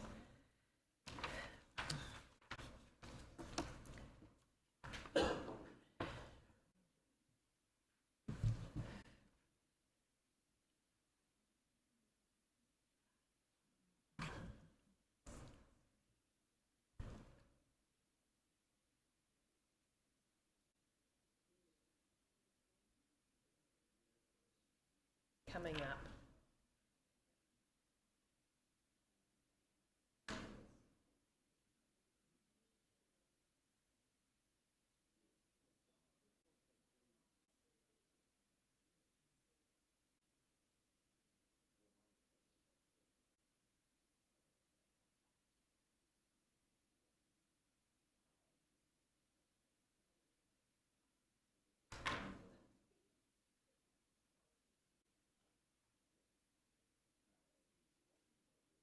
I could volunteer to talk so much if you perhaps I'm better not. I've said enough.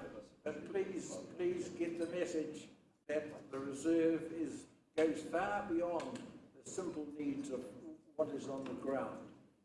The feelings of the community, and it's so important to draw them together. That's why they were set up in the first place. Sorry. I'm taking advantage of the gap.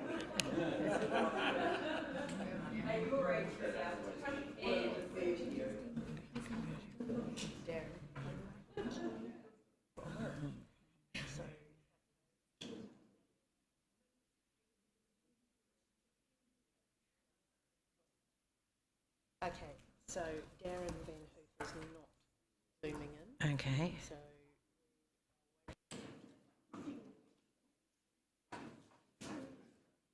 better go now, otherwise I might be tempted to say some more. Thank you for all your attention to this must be one of the biggest volumes of paperwork and so on, and some of it unfortunately is not true. Certainly my reserve is one of the safest places in Rotorua, that we have no problem. Thank you. Thank you, Dr. John.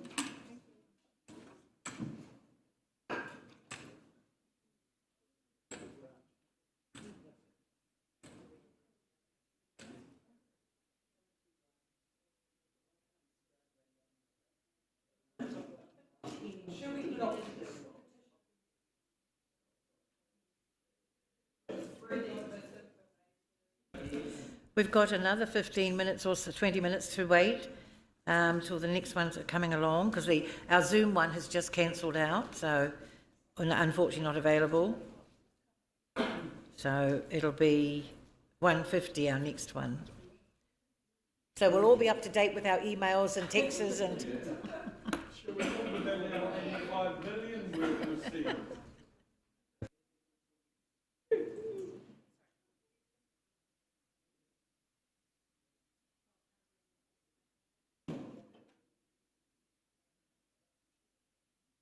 All the ones from Thursday today.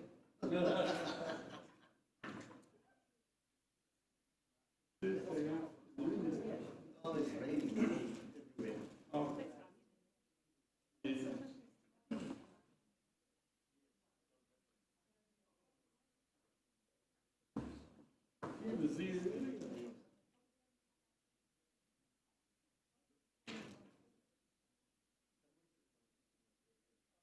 Who was here today? Yeah, he was here this morning. What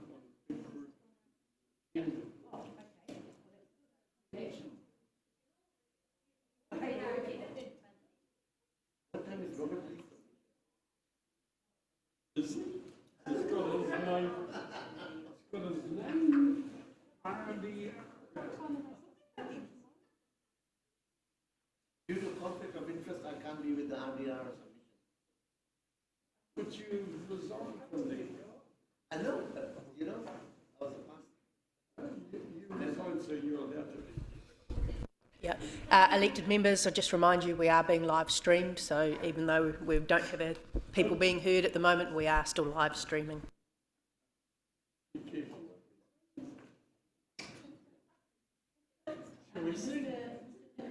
Mr. Nicholas Breen. Kia ora, Mr. Breen. Thank you if you'd like to come up to the table.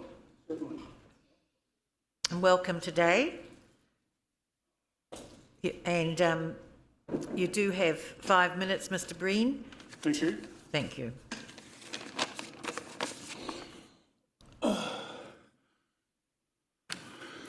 Good afternoon, ladies and gentlemen. My name is Nick Breen. I live up on the top end of Coulter Road Reserve on Wingrove Road. We're currently lucky that we have an unobstructed view over the lake of Rotorua as well as McCoy Island, which will disappear if the reserve is built upon.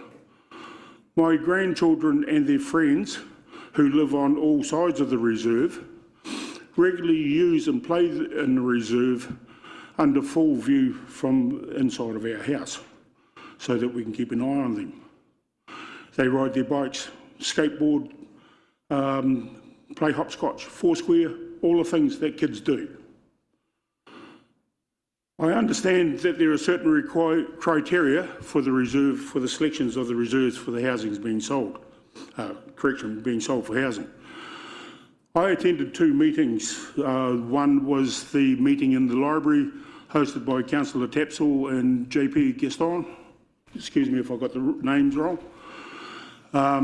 There were 4 statements that I saw that came out of those meetings. The second meeting was also here at the council meeting 2 weeks later. The first one was safety aspects. Second one was the distance from existing reserves to the next one. And the third one was the consultation of mail-outs to housing, and the fourth one is a consultation with the local hapu over, as I call it, gifted land. These are my thoughts over these processes. The safety aspect, which I find is hard to believe, because Coulter Road Reserve is a very nice area and safe for our kids. The two next nearby relying reserves are known gang areas. The distance by foot from Wingrove Road to Scott Ave Reserve, from what I've worked out on Google Maps and everything like that and using my vehicle, is over 1,000 metres by road. The second reserve, which is in Pahutakawa Drive, is over 1,200 metres away. And they have to cross over a major arterial route, Tenai Road. Then I find that there was a problem with the household mail drop-off. I did not receive one as such. I had to find out from my neighbours. And I know of 3 other people who directly back onto Coulter Road Reserve who also did not get a mail drop-off. It is my understanding that it was Tatu Pounamu who were the people that the council spoke to over the selling of the East Side reserves. My understanding that they are not the mouthpiece for the local hapu, but are just a representative group from the East Side. So therefore I feel that the wrong people were consulted. I have strong feelings with the Lake Council have lost direction on the direction that they're going. They should be working for the ratepayers who pay the rates and pay the wages, not central government. It is your job to look after the ratepayers, not look after social welfare people or central government business. I quote, over safety issues, that law-abiding ratepayers' families could possibly be put at risk by putting social housing people out into the suburbs. I quote 2 cases directly from last week. One was in the Daily Post, or both were.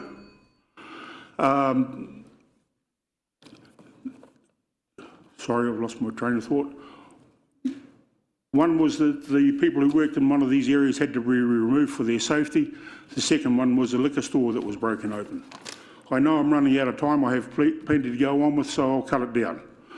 I believe our children and our grandchildren are the future legacy, and our well-being is paramount, since the kids need to learn social aspects again after being held down for restrictions for 2.5 years. They need safe spaces to do so, and Coulter Road is a safe place in the heart of our community. Lastly, some of my ancestors were part of the land grabs and everything over 150 odd years ago. I'm not proud of that, and I don't want to be a party of any future land grabs, and that's what I see this as, a land grab. Thank you, ladies and gentlemen. Thank you, Mr. Breen. Thank you. Don't think there'll be any questions. Thank you so much. Thank you very much. Have a good day, ladies and gentlemen. Thank you.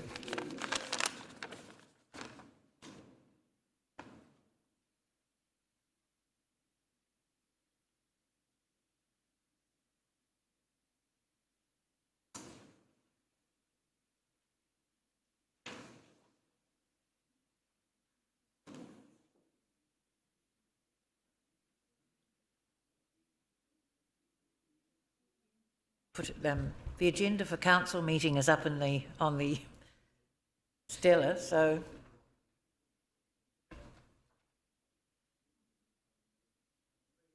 yes.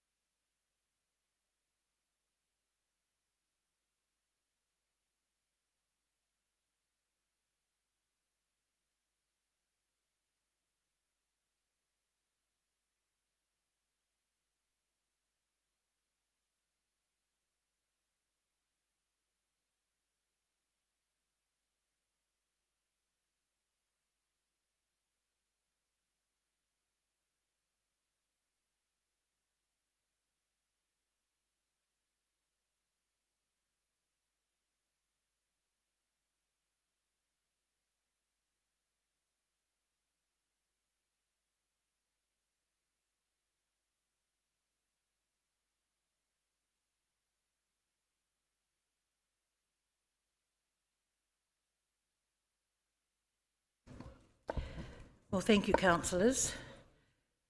So if you could sit up and we'll move on to our next submitter. Shakira Utatonga.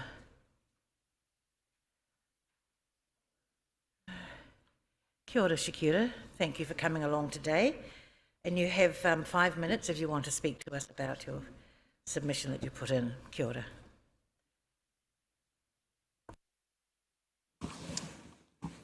Kia ora.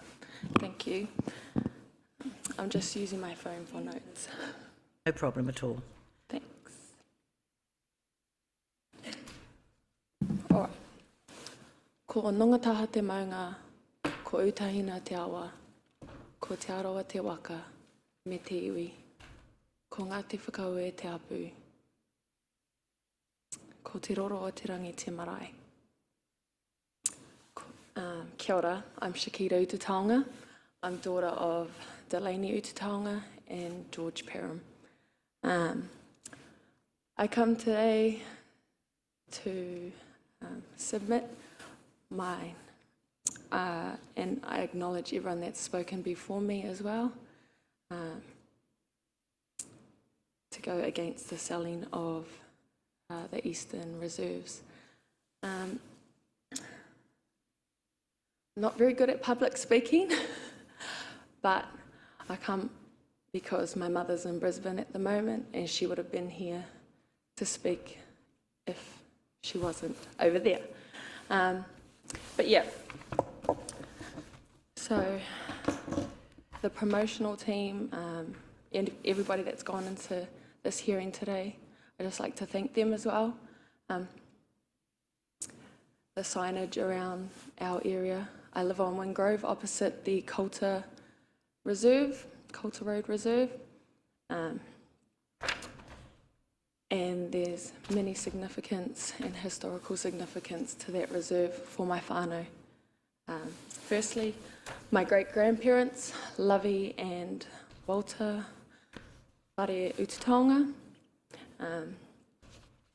they were heavily involved in the foundations of their tennis court and the netball court there at the reserve. Excuse me. Along with plenty of other whānau, my tango whānau from Scots Ave as well, played netball there, and the Peririkas from Henimore Point as well.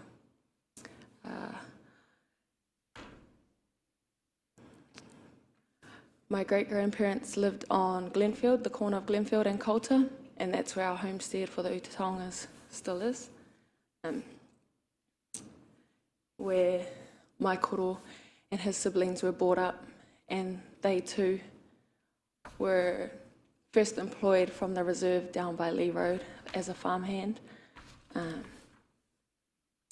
Yeah, so that was their first job, was down there.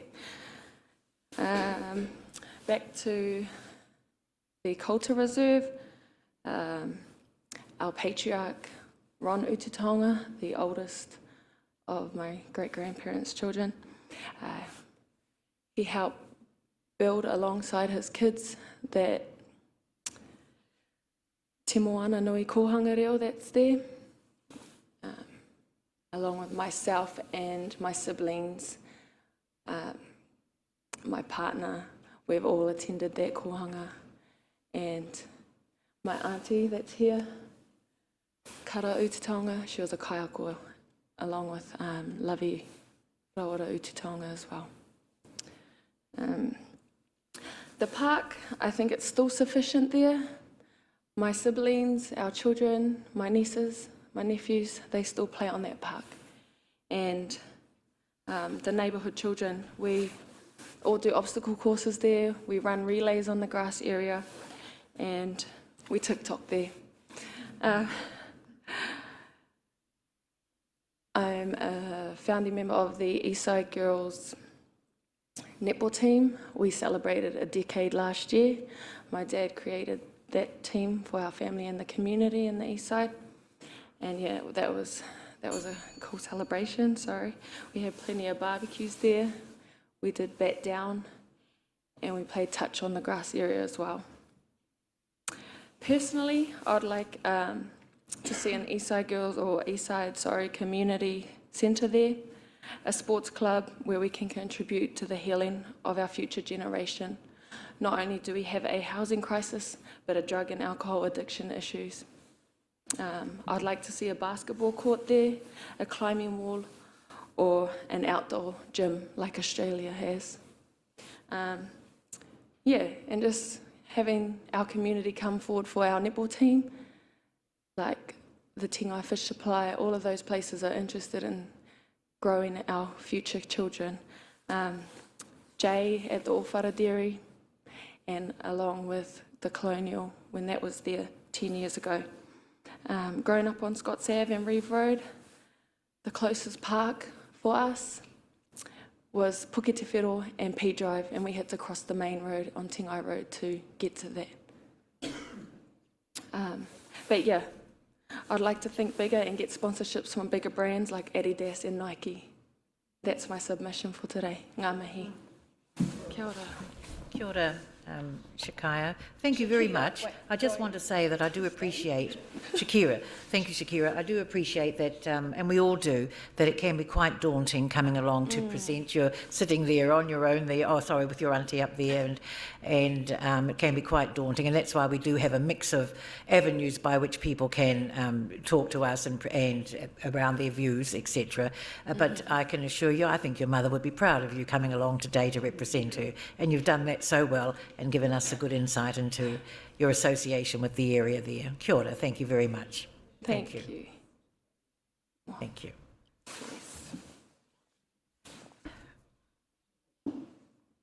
Mr. Owen, Hamish Owen.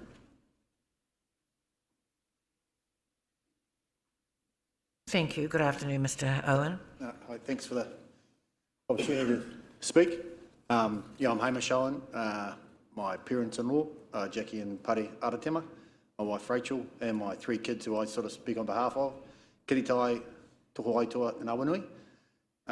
We're at 46 and we've subdivided that. That was my in-laws' family home. They've been there about 50 years. We've got the front house, we've got nephews and nieces staying there at the moment, and another family at the back house. That community is rapidly infilling. That my kids have got dreams, misplaced dreams to play NRL rugby or NBA basketball or whatever. They haven't got a front lawn anymore. And most of those houses down that street are subdividing. It's a lower middle income house, as those houses are. There's no green space there. It's disappearing. The only chance is that reserve. It's got an abandoned building sitting in the middle of it, which makes it difficult to use with full potential at the moment. But they haven't got much other choice. There's no other reserves in Ōwhata. There's other communities with lots of green space, which are probably better off. They won't have to subdivide their front lawns like we've had to. It's important, all those kids in that street and those surrounding streets, there's no other reserve there. So I don't know, question for you guys, if you take that reserve, how are you going to replace it? There's no other green space in that community. Have you got any plan there? Someone answer that? Because if you have to buy one from the subdivisions next door, I can't see how that's going to be economically viable for the ratepayers. And you won't be able to access it anyway, because you have to go down to the main road and back out again to get there. I just think it's a travesty to, the amount of land that's been gifted to the public through Pikiao and Whakaui with my in-laws and my kids' families, and then to take that away from them. It needs a skateboard park and a basketball hoop and some rugby posts, and and the previous submitter had some great ideas too. So I just feel like there's plenty of green space to use for that. And like, I'm from Kaukoi, worked up there for years. I'm happy for whatever whānau to come and live next to us, but there's plenty of green space right at our back door that you could house people on. That Whakaue land's there. Why take a reserve right in the middle of our community? I just can't quite reconcile it. And I don't speak for the other communities, but I imagine they're probably, they're not all lawyers and doctors in those communities either. So how good they are at voicing their opinions, I don't know. But it seems to be there's the suburb just up the road with 3 or 4 reserves, a Neil Hunt Park, and plenty of green space, and not the health and social problems that are in that little community there. And we're trying to get worse with the infilling and the more rentals that we've got there now. So I just think you're sort of hammering a community that needs lifting up, not pushing down. Yeah, so yeah, that's sort of me. But I mean, I don't know. Is there how do you replace that? Can I ask that? What is the plan to replace that reserve if we lose it? Look, we don't debate it. We just talk. We just want to hear what you have to say. There's no response from you. Okay, that's fair enough. Okay, that's probably about all I've got to say, I think.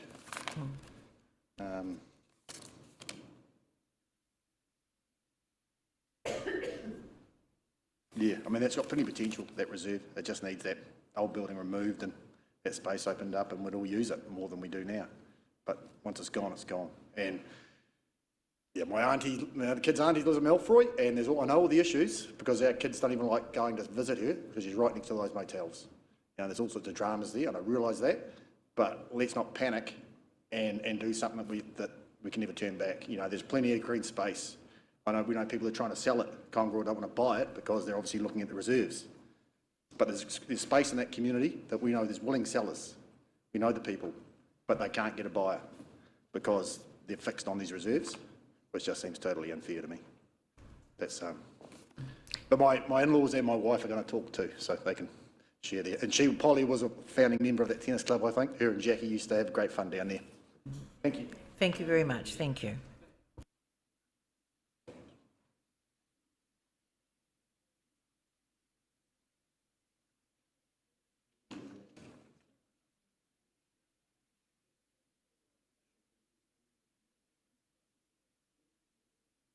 We're going to do the bing. So, elected members, that actually brings us to rounding off submitters who are wishing to be heard in respect of the eastern area reserves. So we're now going to move into looking at the central area reserves, and I'll just draw your attention to the screen, and again we'll play a short little video just to familiarise yourselves with those reserves being proposed in the central area, just so that you can get your bearings on location and the like. So that's just coming up on the screen now.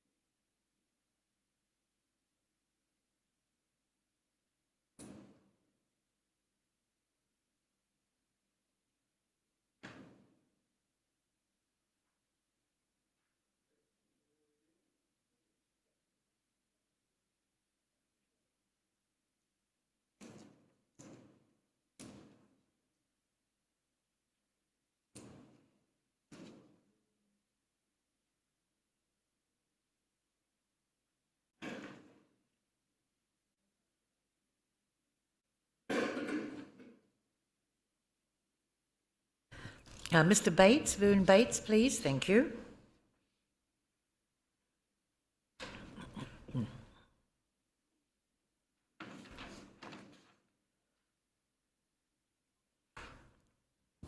Thank you. And if you just hit the the button. It's already green. Oh, thank you. That's good. Thank you very much. Kia ora, Mayor and Councillors. My name is Vern Bates and I live on Gallagher Street, which you just saw up there. I live right near our reserve that this council is proposing to sell. About 16 months ago, we first heard a rumour that the council is planning to sell some Rotorua reserves, and Gallagher Street Reserve was one of them.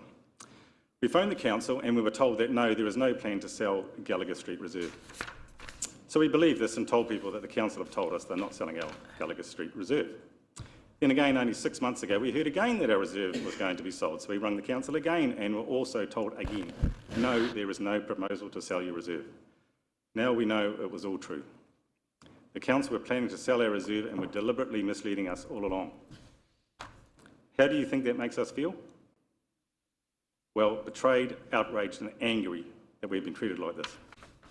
This plan was kept secret because any proposal to sell off our reserves would not be acceptable to residents. Now, we keep hearing from the Mayor that no decisions have been made. But we've heard Darren Toy in this very room supporting our Mayor's plan to sell 6 of our reserves directly to Kāinga Ora, telling us that there is no suitable land in the whole of Rotorua, and that these 6 reserves have been assessed and are suitable for MSD housing months before council are anywhere near voting on the proposal to revoke these reserves.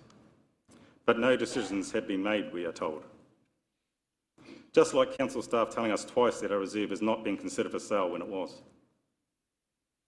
All of this planning to first set up council staff to make a plan that would support selling our reserves by calling them unproductive or unsafe or not fit for purpose. Then we had our Mayor saying she wants pace versus local conversation. Such a disrespectful term. That translated to me means we know there is going to be huge opposition from Rotorua residents, so we will just ignore them and brush this through. Is this how our Mayor thinks we should be treated? Thank you. Sorry, what was that? The appearance at previous meetings that some of our councillors here also seem to report the Mayor's plan to sell our reserves when there are much better alternatives is also misguided, in my opinion. In the last couple of months, us residents have been slowly uncovering how this whole process has been orchestrated, and I ask myself why. Why is our Mayor wanting to sell our reserves when we know there is much more suitable council-owned land, such as in Tatoki Place? Yes. That Mr Bates is laying without us being able to respond. Yes, thank you. But we won't personalise it. Thank you, Mr Bates. Thank you. Okay, so why sell our reserves when there are suitable larger areas of land?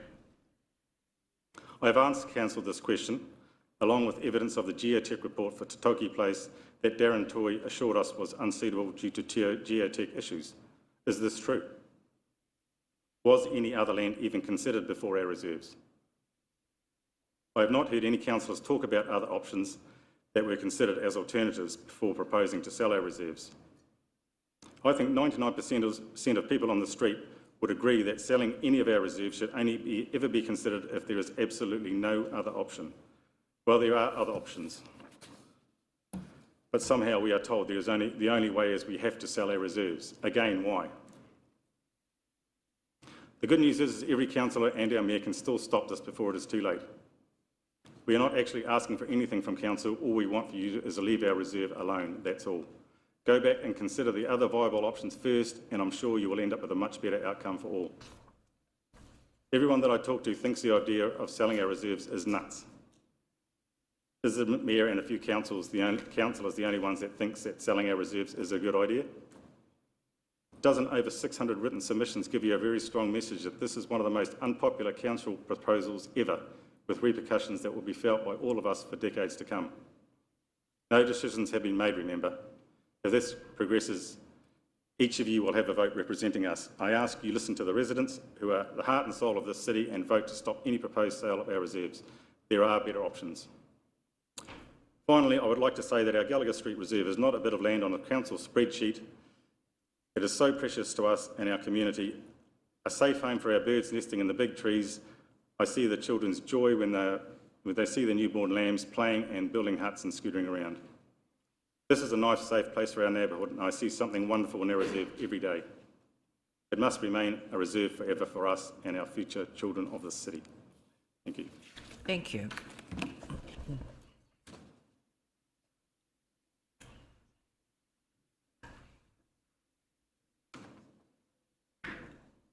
Mr. John Manilow, thank you.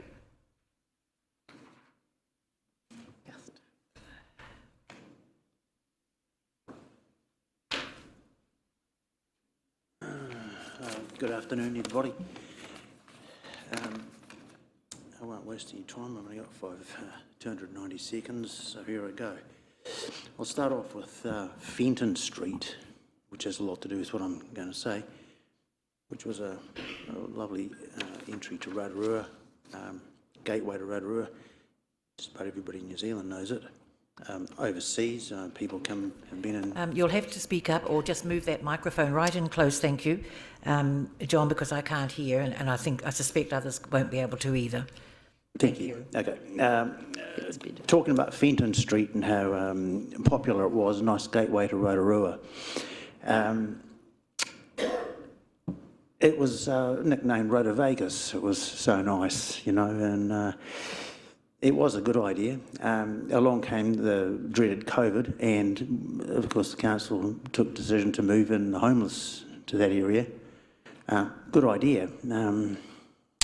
Had it been 3 months or 4 months or 6 months perhaps, but it seems that it's turned into a permanent residence. So the new idea, of course, is to bulldoze local suburban parks close to the city. These parks, of course, they were never maintained properly. I look at my High Street park up the road from me. It's seesaw broken in half, children's play equipment, never maintained. The grass mowed by someone probably blind, I'm not sure. You know, quite a mess, and you wonder why it's not. There's no seats there. Nobody can sit down there. You sit in that grass that's not mowed if you want to sit down. So you want to bulldoze the park, move in prefabricated government houses, and slap them up and move Fenton Street to the parks. Well, Fenton Street at the moment, as I saw the other day, I had a rundown on the crime that's been there in the last year or so, apart from just off the top of my head, there's been assaults, burglaries, cars stolen, cars smashed, motels burnt down. You want to move this into our parks? Well, you know, that beats me, yeah. And the question is not, will there be crime in those areas? It's how much crime. So if you were to look at Big Brother, for an example, Auckland City, Big Brother, if you were to take Herne Bay Park, Ponsonby Park, Parnell, Grey Lynn Park, bulldoze them, or had that idea and took it to council, I don't think full golf would last a day in council. I think you'd be out down the road the next day. I think you need to look at what went on in Auckland. You know, when they needed, they wouldn't bring the homeless from Wiri, Manukau, East Tamaki, and so on, and bring them into inner city, into prefabricated slap-up houses in those inner city parks. They wouldn't do that. It's just something that wouldn't happen. And I think you need to put your thinking caps on and think of a better idea. I mean, Ferry Springs and there's empty railway land right along there, unused. I think that'd be a far better area for housing myself. And basically in 5 minutes I can't go any further. So I'll leave it there. Thank you very much. Thank you very much. Thank you.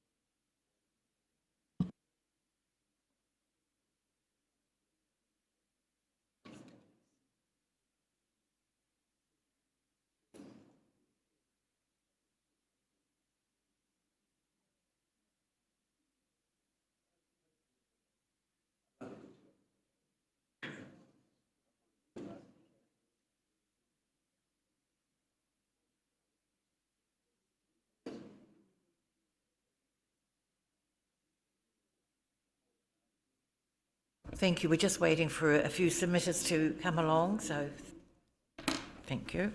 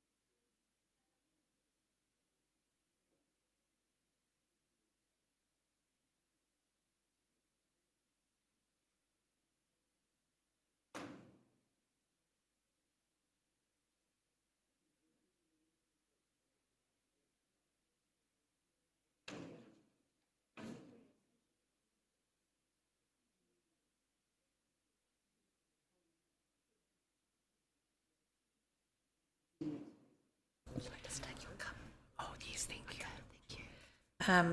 Fisher, I know that you have to leave to go for your doctor's appointment, so thank you for zooming in and taking part this morning. Thank you, and hope speedy recovery, and look after yourself. Keep warm. Thank you so much. I'm really sorry that I have to leave, but I'll catch up on all of it through the live stream as well, and I hope you all stay safe and well as well. Thank you. Thank you very much. Kia ora.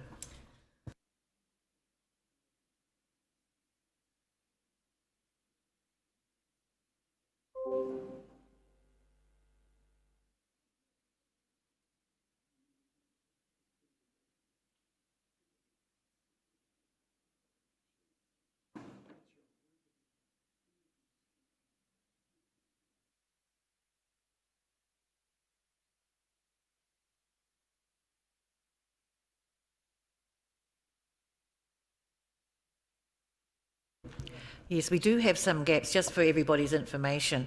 We do have some gaps that we're trying to, actually we're trying to contact some of the submitters for later in the afternoon to see if we can bring them forward. I think that would be good. And some people have unable to come in today, and as we've just heard, our colleague, councillor colleague, I was going to say he's bowled out, but he's had to actually try to get into a doctor's appointment. Thank you for coming in, Mr. Thomas. You were out this morning and then wrapped up well and came in. So, you know, we're just trying to make sure that we know that people would have been here if they could. So we're just doing some juggling and trying to get some people up here. I do know, councillors, that there are some of you that wanted to move off earlier if possible. And I'm happy with that as long as we've got 7 for a forum. So I know that you've got mokapunas to pick up. Use it. But you can, as long as we've got 7. I mean, I know you've got mokapunas to pick up and that, and there's been some other disruptions to people's plans for today. So we'll just we'll wait until we hear back from our officer. And if we've been able to move some up, that's fine. But if the people do need to get away, then I'm happy for that to occur as long as we do have a quorum of 7 here. And especially if you're not feeling well, I would rather those, thank you, Mr. Thomas, I would rather those who are not feeling well, that they go and get yourselves off home and keep warm and just as, thank you. So we're doing our best to try and fit everybody in.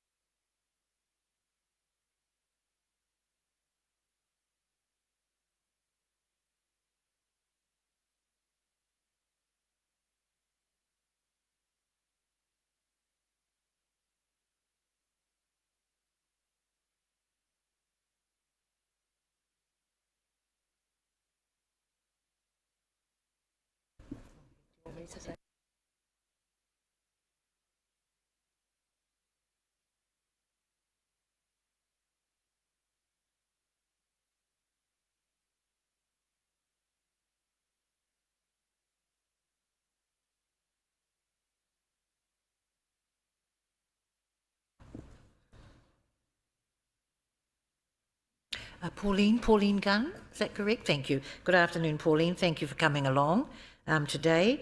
And you have 5 minutes to talk to your submission, and we do ring the bell when there's 1 minute to go, so you can start to wrap it up. So thank you very much. Yes, you just press that's it. Should be a green. It should show green by the... Okay, Thank you. Okay, so you can hear me? Okay, cool. Kia ora, my name is Pauline Gunn. I'm speaking up for our community. I've lived here in Rotorua for most of my life. I love our city, the Māori culture, the lakes, the forest, the thermal wonder, our community, and so much more. The city I call home has deteriorated over the last few years, and in what I consider a very short-sighted decision, the council now wants to sell off our green spaces, which they have been neglecting for the last few years. I'm really lucky. I bought my house 10 years ago, next to the reserve in High Street. I wake up in the morning to hear the birds singing and the established trees. I open my curtains to see a green space. It's not big, so I can't imagine why it would be sold for housing. And I just I can imagine the cost of developing that land for housing would be huge. I know that the kindergarten staff consider the space to be unsafe, but they're only there for office hours. They don't see what I see. High Street Reserve is for our community. It can be accessed via High Street, Old Taupo Road and Mahoi Street. Children walk through the park on their way to school. Parents walk with their children to kindergarten. Adults walk through the park going about their business. Children play in the park. People exercise their dogs in the park. The children from the Islamic Association run into the park to play while their parents worship. Families picnic under the trees in the heat of summer. Children kick balls around. Neighbours meet in the park. When there is no one in the park, the birds play in the park. If we sell our green spaces, we can't get them back. If we sell our green spaces, where will the birds sing? Where will the trees grow? Where will the children play? I acknowledge there's a housing crisis, but this is not new. It's been happening for years and ignored for years, with empty promises of more houses being built. The government has announced funding to improve our infrastructure. Hopefully not another empty promise. I've certainly heard from governments a lot of empty promises in my lifetime. Our infrastructure doesn't cater to our community already. I work at the hospital, and ever since I started working there in 2006, there have never been enough beds. And now in 2022, with a health crisis, a housing crisis, global warming, a pandemic, and a cost of living crisis, there certainly are not enough beds. The wait times in the emergency department are horrendous. I've had to sit in the waiting room with my unwell mother, very unwell mother, for more than 3 hours on one occasion recently. We do not have enough GPs in town, which compounds the problem. People just present to ED. People are having surgeries cancelled because there are not enough beds. There are not enough healthcare workers. We have a chronic shortage of midwives, and it's not because of any vaccine mandates. We don't have many ambulances in town. People are left at home when they should be in hospital waiting for an ambulance. In my mind, this is the kind of infrastructure that needs to be fixed before we start building homes, whether they be on our green spaces or elsewhere. In 2022, it seems the world is spinning a little off its axis. I know people are struggling and people are sleeping in their cars, but for the sake of our community, the plan needs to be big picture so that we can get people into homes and tourists into our motels. I don't know what the solution is. I'm a nurse, not a politician, so I'll stick to my day job. But please, think of the community. We're real people and we need green spaces as well as homes. I find it really hard to believe that there are not more suitable spaces other than 10 of our precious green spaces. If we sell our green spaces, we can't get them back. Where will the birds sing? Where will the trees grow? Where will the children play? Thank you for your time. Thank you very much, Pauline.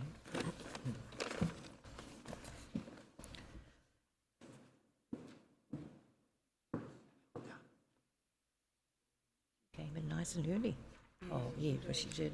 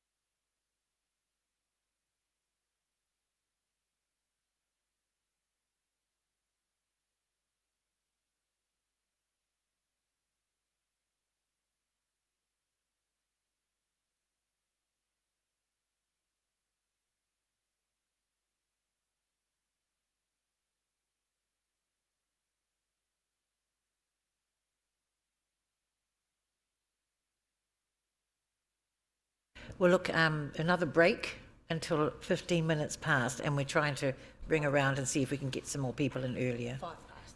Oh, 5 past, is it? Till 5 past. Thank you.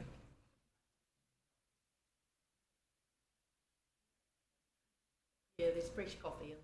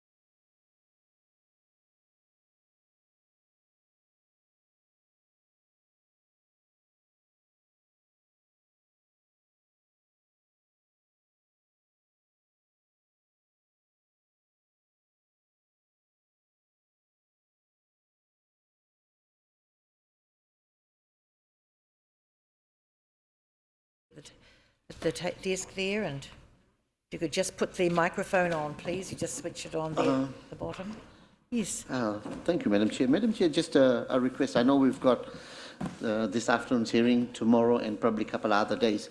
I'm just wondering, from what we've heard today, some good submissions, but also some people being very personal and aggressive towards any names. So I'm just wondering whether we should be allowed to tone it down. I mean, I'm not defending her worship over here, but when we continuously have someone coming over and attacking one person, I don't think it's fair. Yes, I did note that. I did note that, and I was quite prepared to step in, but her worship just raised a point of order. But it is a hearing, and that means that we show respect to both sides. You know, both sides should be showing respect. I mean, that's the least we can expect. So, but point taken, and I'll observe that to make sure. Thank you very much. Oh, why? Oh, I see. Oh, yes, now we've got a quick video to play before Mr. Green, before Mr. White. Sorry, we've got that, because we're moving into the Western reserves now. It's only short, so we know what we're talking about.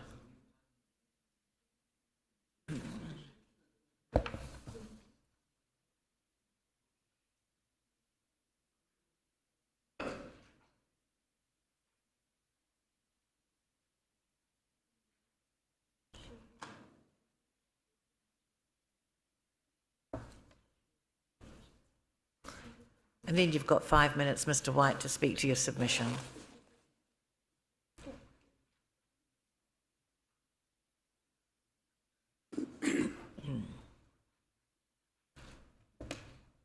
Oh, it's quick.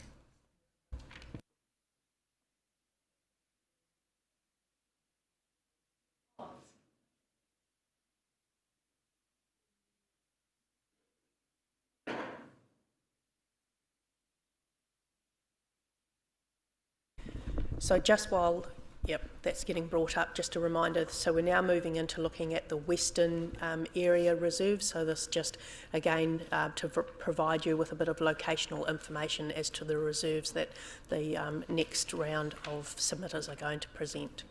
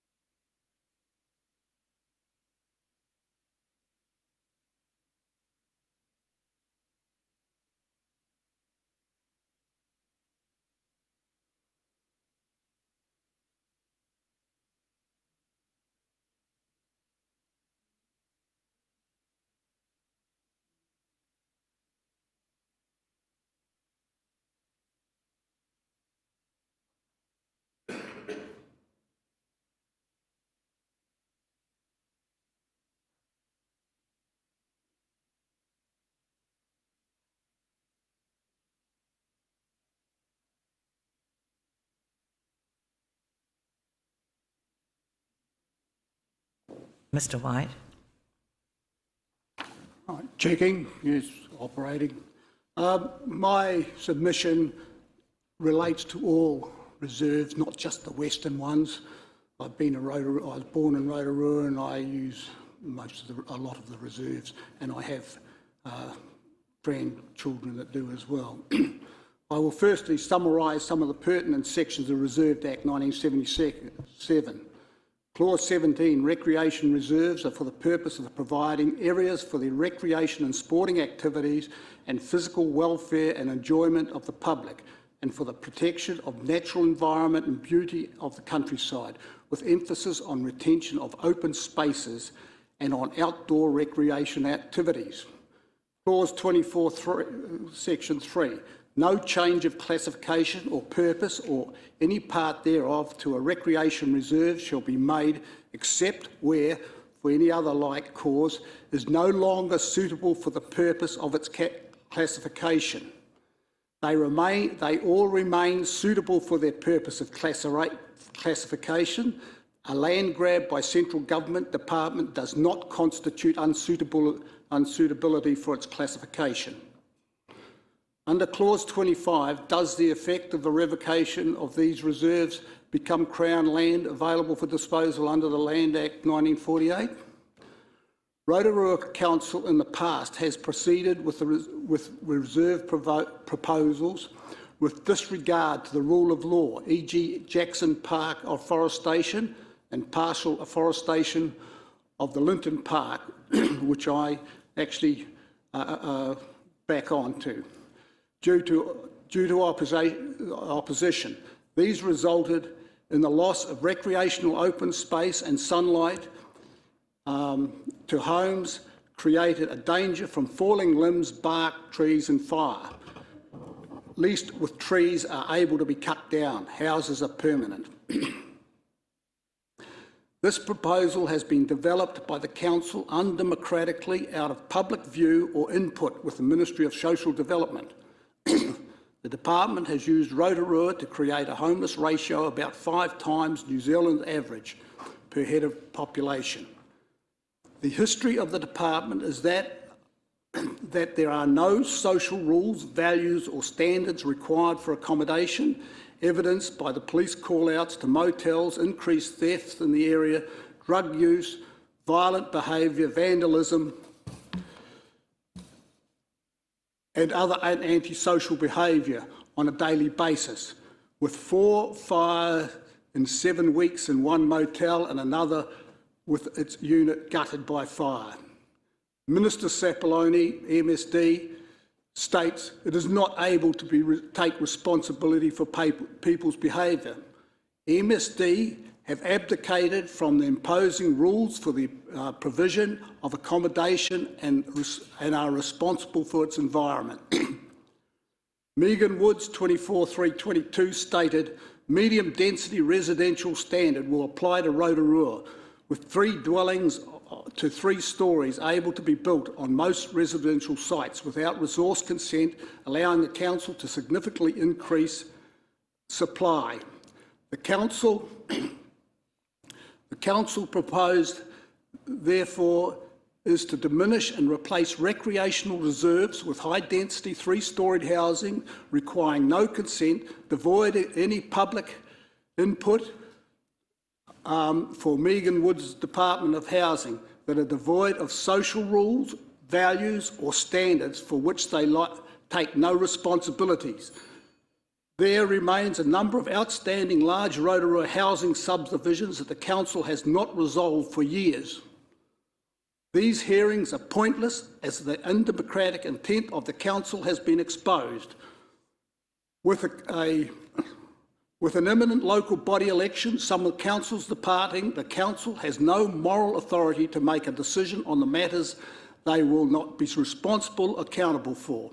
There is only one way in which to represent the ratepayers' opinion on this subject, and that is to inclusion of a referendum question in the forthcoming election papers. The incoming council must then abide by the outcome.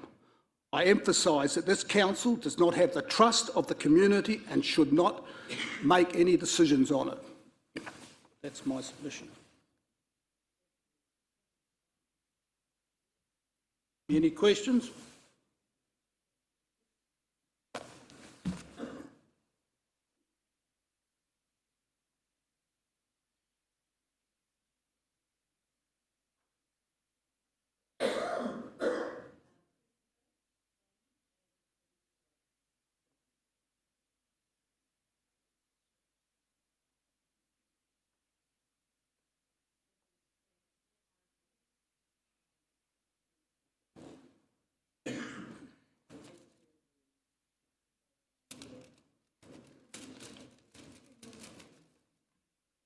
Oh, I need to turn mine on, I beg your pardon, as well.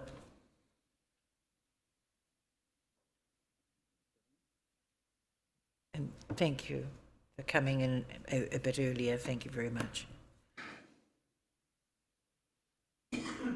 Councillors, Mayor, I spoke previously over our petition, which I said at that time was the reason that was given for the sale, that you would have the right to sell the Lytton section, was that there was rubbish dumped there and there was vandalism. I told you then, and I tell you now, that's absolutely false, which was in Lytton Park, but it was behind the service station, which is completely away from the area that we're talking about. I also said at that it would be great if some councillors that actually take the time to have a look and see what a pristine area this is. It should be a park, not a reserve, quite honestly. Just put some seats in there and look, it's the most enjoyed section. There's people who actually drive down to a friend's place to actually then be able to take their dog for a walk in that area. It is that much loved that one of the ladies in Heafy Place takes her 18-inch lawnmower and mows a track from Heafy Place to Remervale, so that then you're nice and clear and you're not swamped with water and the long grass. So when we held our meetings to have a discussion in regards to this with the residents, the common statement made at that, and this should be well noted, that that is the reason they purchased in that area. And if you took away this portion, it would be, I think, absolute waste as well, because by the time you put a road down the centre of this and then tried to make a section out of each side, you'd probably have enough room for a dog kennel. It's too narrow in its facet, but you've got to appreciate how great and safe this place is, because it's 90% fenced. There's good fencing right around the whole property, apart from the entrance that comes up from behind the community centre.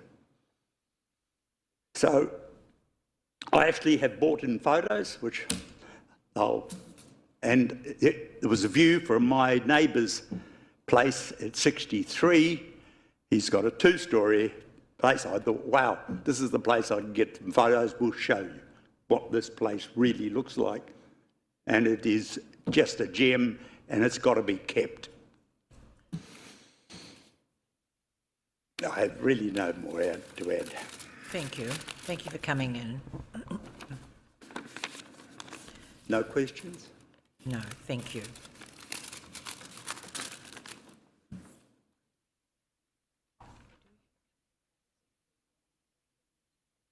These are the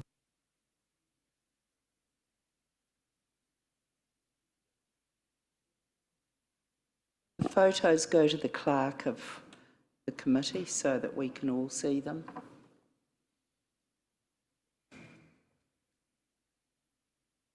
Thank you.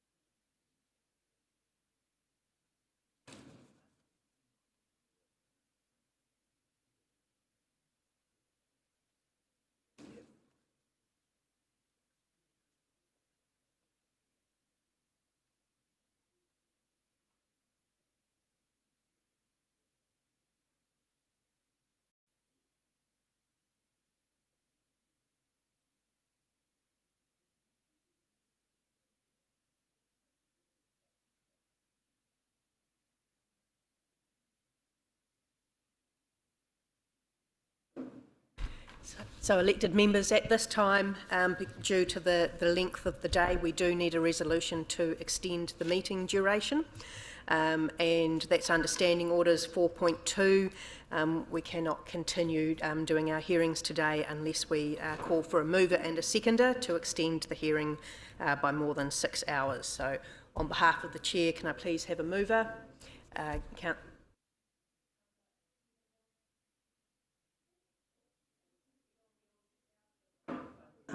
Could you just point of order, Madam Chair?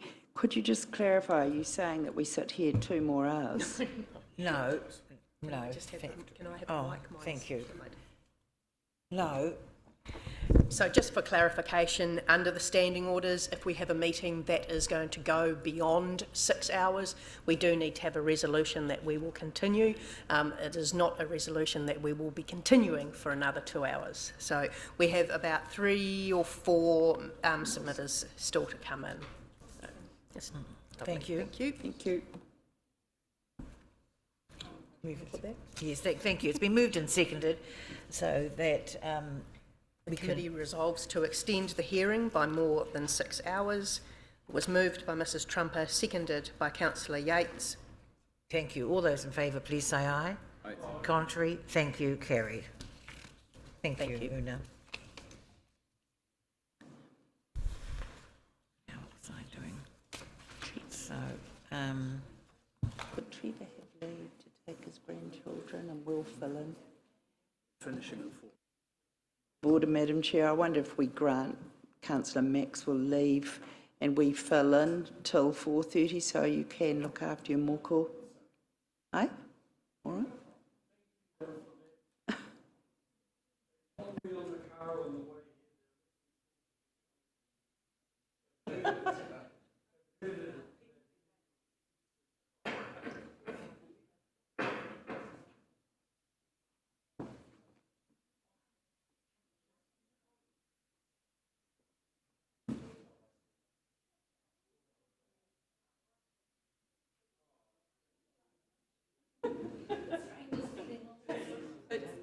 It's grandparents' prerogative.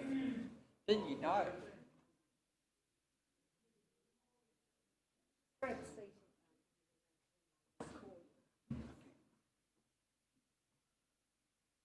Mr Thornley, thank you for coming in a bit earlier. Would you like to catch your breath or would you care to step up to the table now? Okay. Thank you. Which table? There's the one in the front there, that's it. Thank you very much. And you do have 5 minutes, so thank you. If you just pull the microphone in and press the button, we'll be able to hear you clearly. Just take these off because they pull my hearing aids out of them. Thank you. Thank you for coming in early. Come out.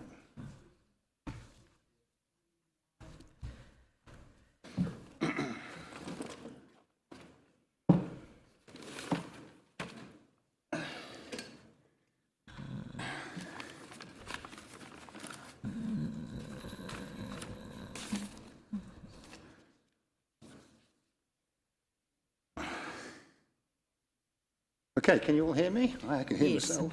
nice and clear, thank you. Okay, let's start then. Right, here we go. Getting my stop clock going here. Right. My name's David Thornley. I'm opposed to the sale of reserves for housing. Our reserves were created for the benefit of Rotorua people, to allow ready access to green areas for exercise and good health.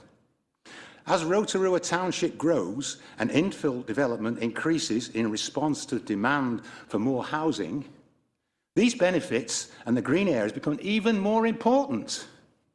Once the spaces have been developed, they are lost forever for recreation and enjoyment of future generations. The sale of reserve land conflicts directly with the 4 well-beings of community sustainability, which I'm sure you all know about, namely social, economic, environmental and cultural well-being.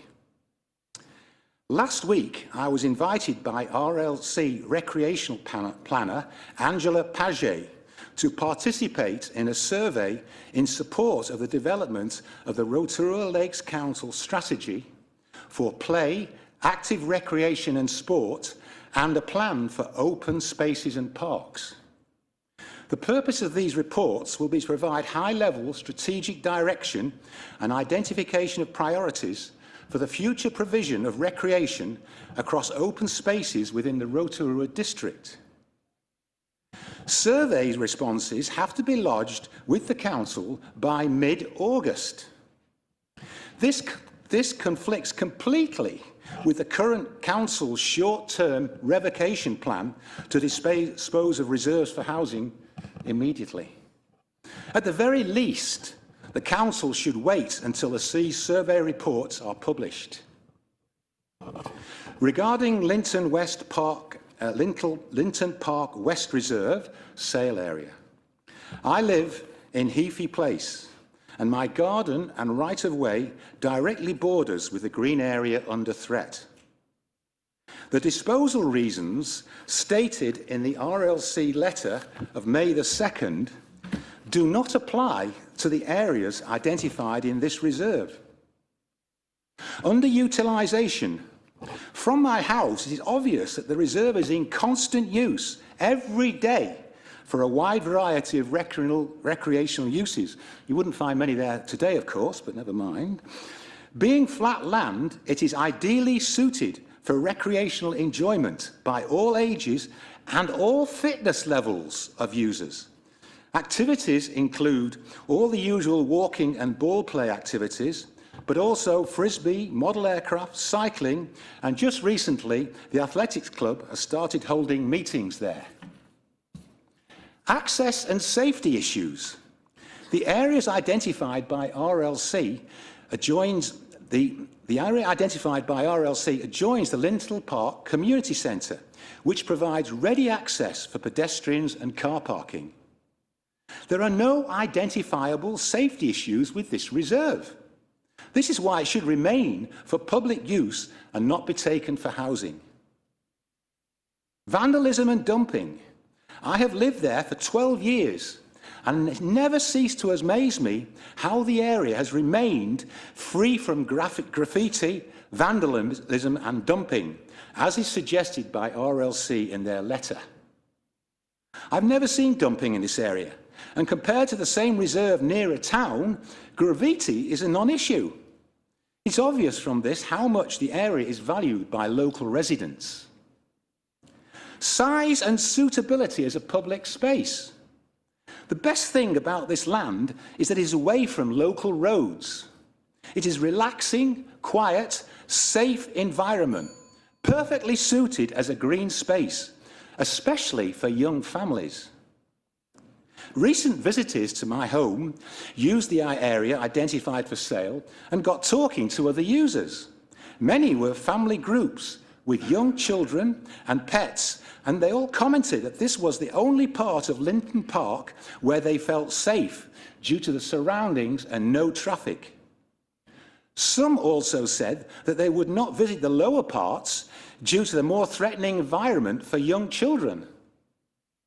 They also said the children's play area should be up there, up this flat land, and not in the lower part of the reserve. They would appreciate that. If the RLC is determined to steal this area to on-sell for housing, there is a much more suitable area in Linton Park West Reserve. That has easy road access, is hardly used for recreational activities because it's right by the road, and is not surrounded by existing housing. This is the reserve area immediately adjacent and opposite the rugby club to Edmund Road. Unlike the proposed area, it is not prime flat land and may require engineering works to enable housing development, but nothing that cannot be fixed with basic environmental engineering. The savings in new road access needed for the proposed area would easily cover the extra engineering costs needed for this Edmund Road area, and the community centre gardens would then be saved. Thank you. Thank you very much. Thank you. Great timing. Thank you very much.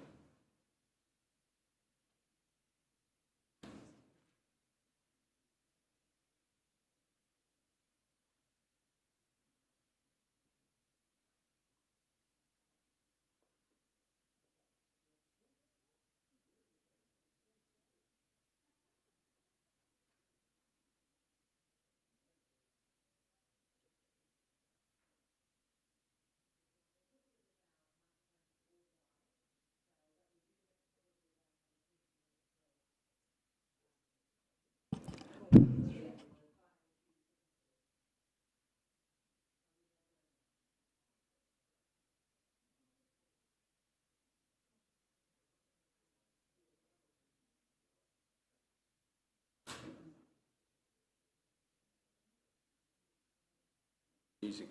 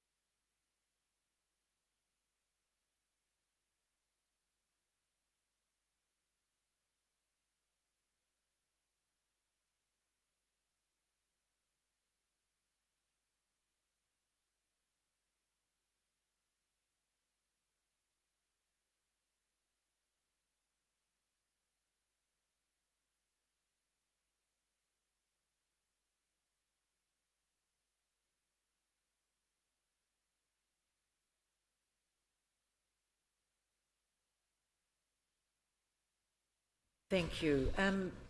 Julie O'Connell? Thank you. Julie, if you'd like to come up to the desk here. Thank you very much.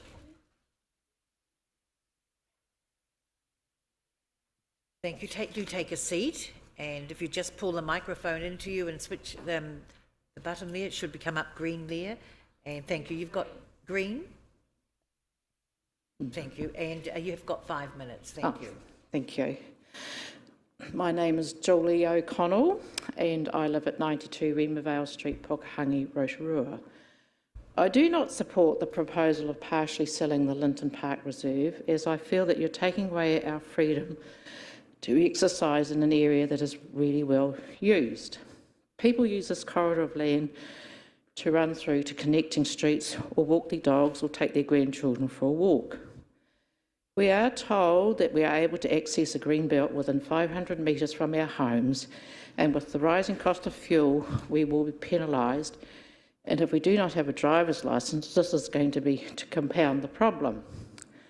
The Labour government is promoting the phrase of push play, so where are people going to exercise? We bought in this area 3 years ago, attracted by the peace and tranquillity and the added bonus of a green belt nearby. My husband had his second hip operation 2 years ago, and walking across the reserve was a great alternative to walking on the street, which can be rather hard on legs. Many people use this reserve, and in the time we have lived here, I have never seen any antisocial behaviour such as people doing drugs. I think a good use of this area would perhaps plant some fruit trees and put an outside gym there, and this would draw more people to use this amenity. My main concerns are that there will be more traffic, and so it will be noisier, and we need to retain this green space for our sanity. Perhaps the council could look at other areas outside of Rotorua, for example, Kyangaroa Forest. This is a community that has spare houses to fill, and there's possibility of employment in the forest or truck driving. It would help boost the school role. Thank you. Thank you very much. Thank you.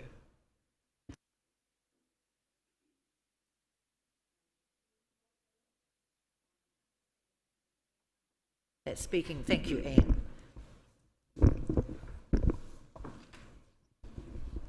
And thank you very much for coming in earlier. Thank you. That's very kind. Thank you. Thank you, Madam Chair, Mayor and fellow councillors. Thank you for the opportunity to speak to my submission. My name is June and I'm an 85-year-old widower and have ill health. For this reason, my neighbour Anne Hunter has offered to speak on my behalf. The council and community are today facing a housing crisis in terms of transitional, public and emergency housing. Yes, this is a very real issue, but I believe the use of the central land reserves is a very short-sighted approach to solving this problem. Many reasons have been given for using the reserves to meet this challenge, such as these reserves are part of a bigger reserve areas not currently being used, or Rotorua has a higher than average reserve to population ratio. Even false reports in some cases of lots of rubbish dumping, when for our particular part of the Linton Park West Reserve at 16 Kamahi Place, there's only been one incident of dumping that I am aware of. The question I believe we were asked in the survey about how we are currently using reserves was in fact very short-sighted. Perhaps we should not be asking how we are using the reserves today, but instead how our future generations are likely to be using and relying on this resource. Let's consider what Rotorua will look like in the future. At the last 2018 census, Rotorua had roughly 72,000 residents. Rotorua's population is forecast to increase by 10,000 in just 30 years to 80,000. So looking forward to say 200 to 300 years, our population will most likely have doubled. This may seem a long time, but I can assure you at 85, a century does not seem such a long time. Imagine Rotorua with double the population of today. We will surely have to double the density of housing unless we're going to accept a huge urban sprawl. Large back gardens for the children to play in will be a thing of the past. Within the centre of Rotorua, every inch of our reserve space will become increasingly precious, giving us the space to cycle, walk, exercise and get away from that high-density living that the future generations will have to learn to adapt to.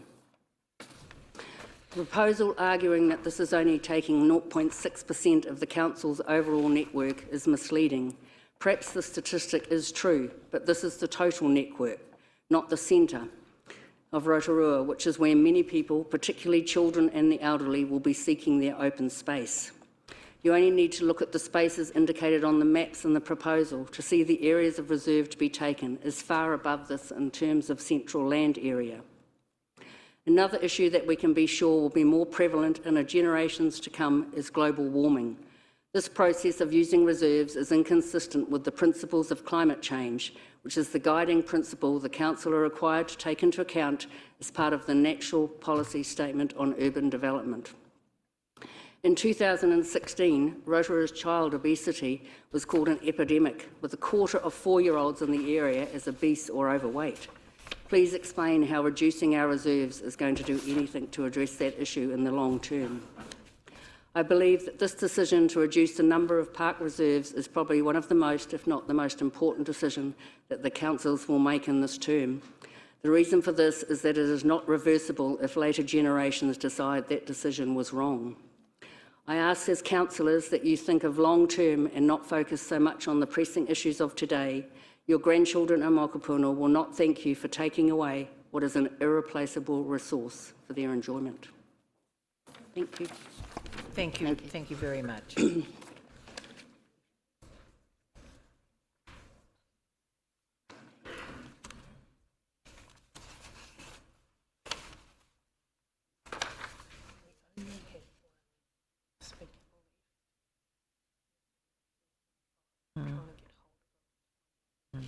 Okay, right. Thank you. We only have one further speaker to speak this afternoon, and that he is scheduled for 4:35. So yes, we're trying to get hold of him just to see if it might be if he could possibly get in earlier. However, if not, we will be. I'm happy if there are councillors that need to go. I'm happy because that's yes, Councillor Donaldson. Yeah, thank you, Madam Chair. I had this meeting until 4:30 and I do need to leave at 4:30. I appreciate that. Thank you. Thank you. As long as we have 7 here, I'm happy. If other councillors need to go, that's fine. But, you know, because we scheduled a specific time, then if the person can't get here any earlier, then unfortunately we have to wear that. And because people do make time to come in, so. But that we only have that one. How are you holding up, Mr. Thomas? You're all right? Good.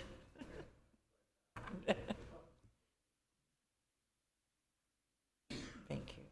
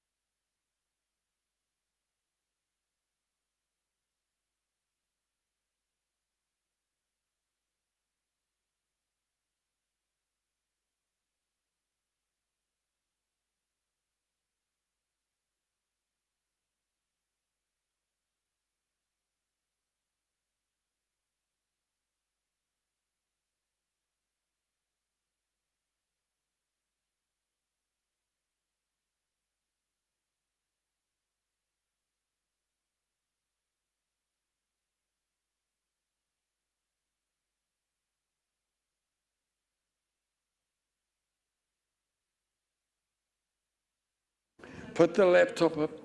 Yeah.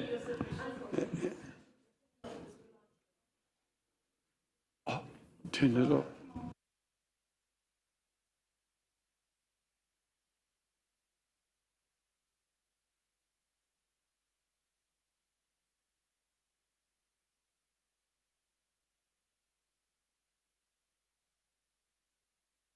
Same.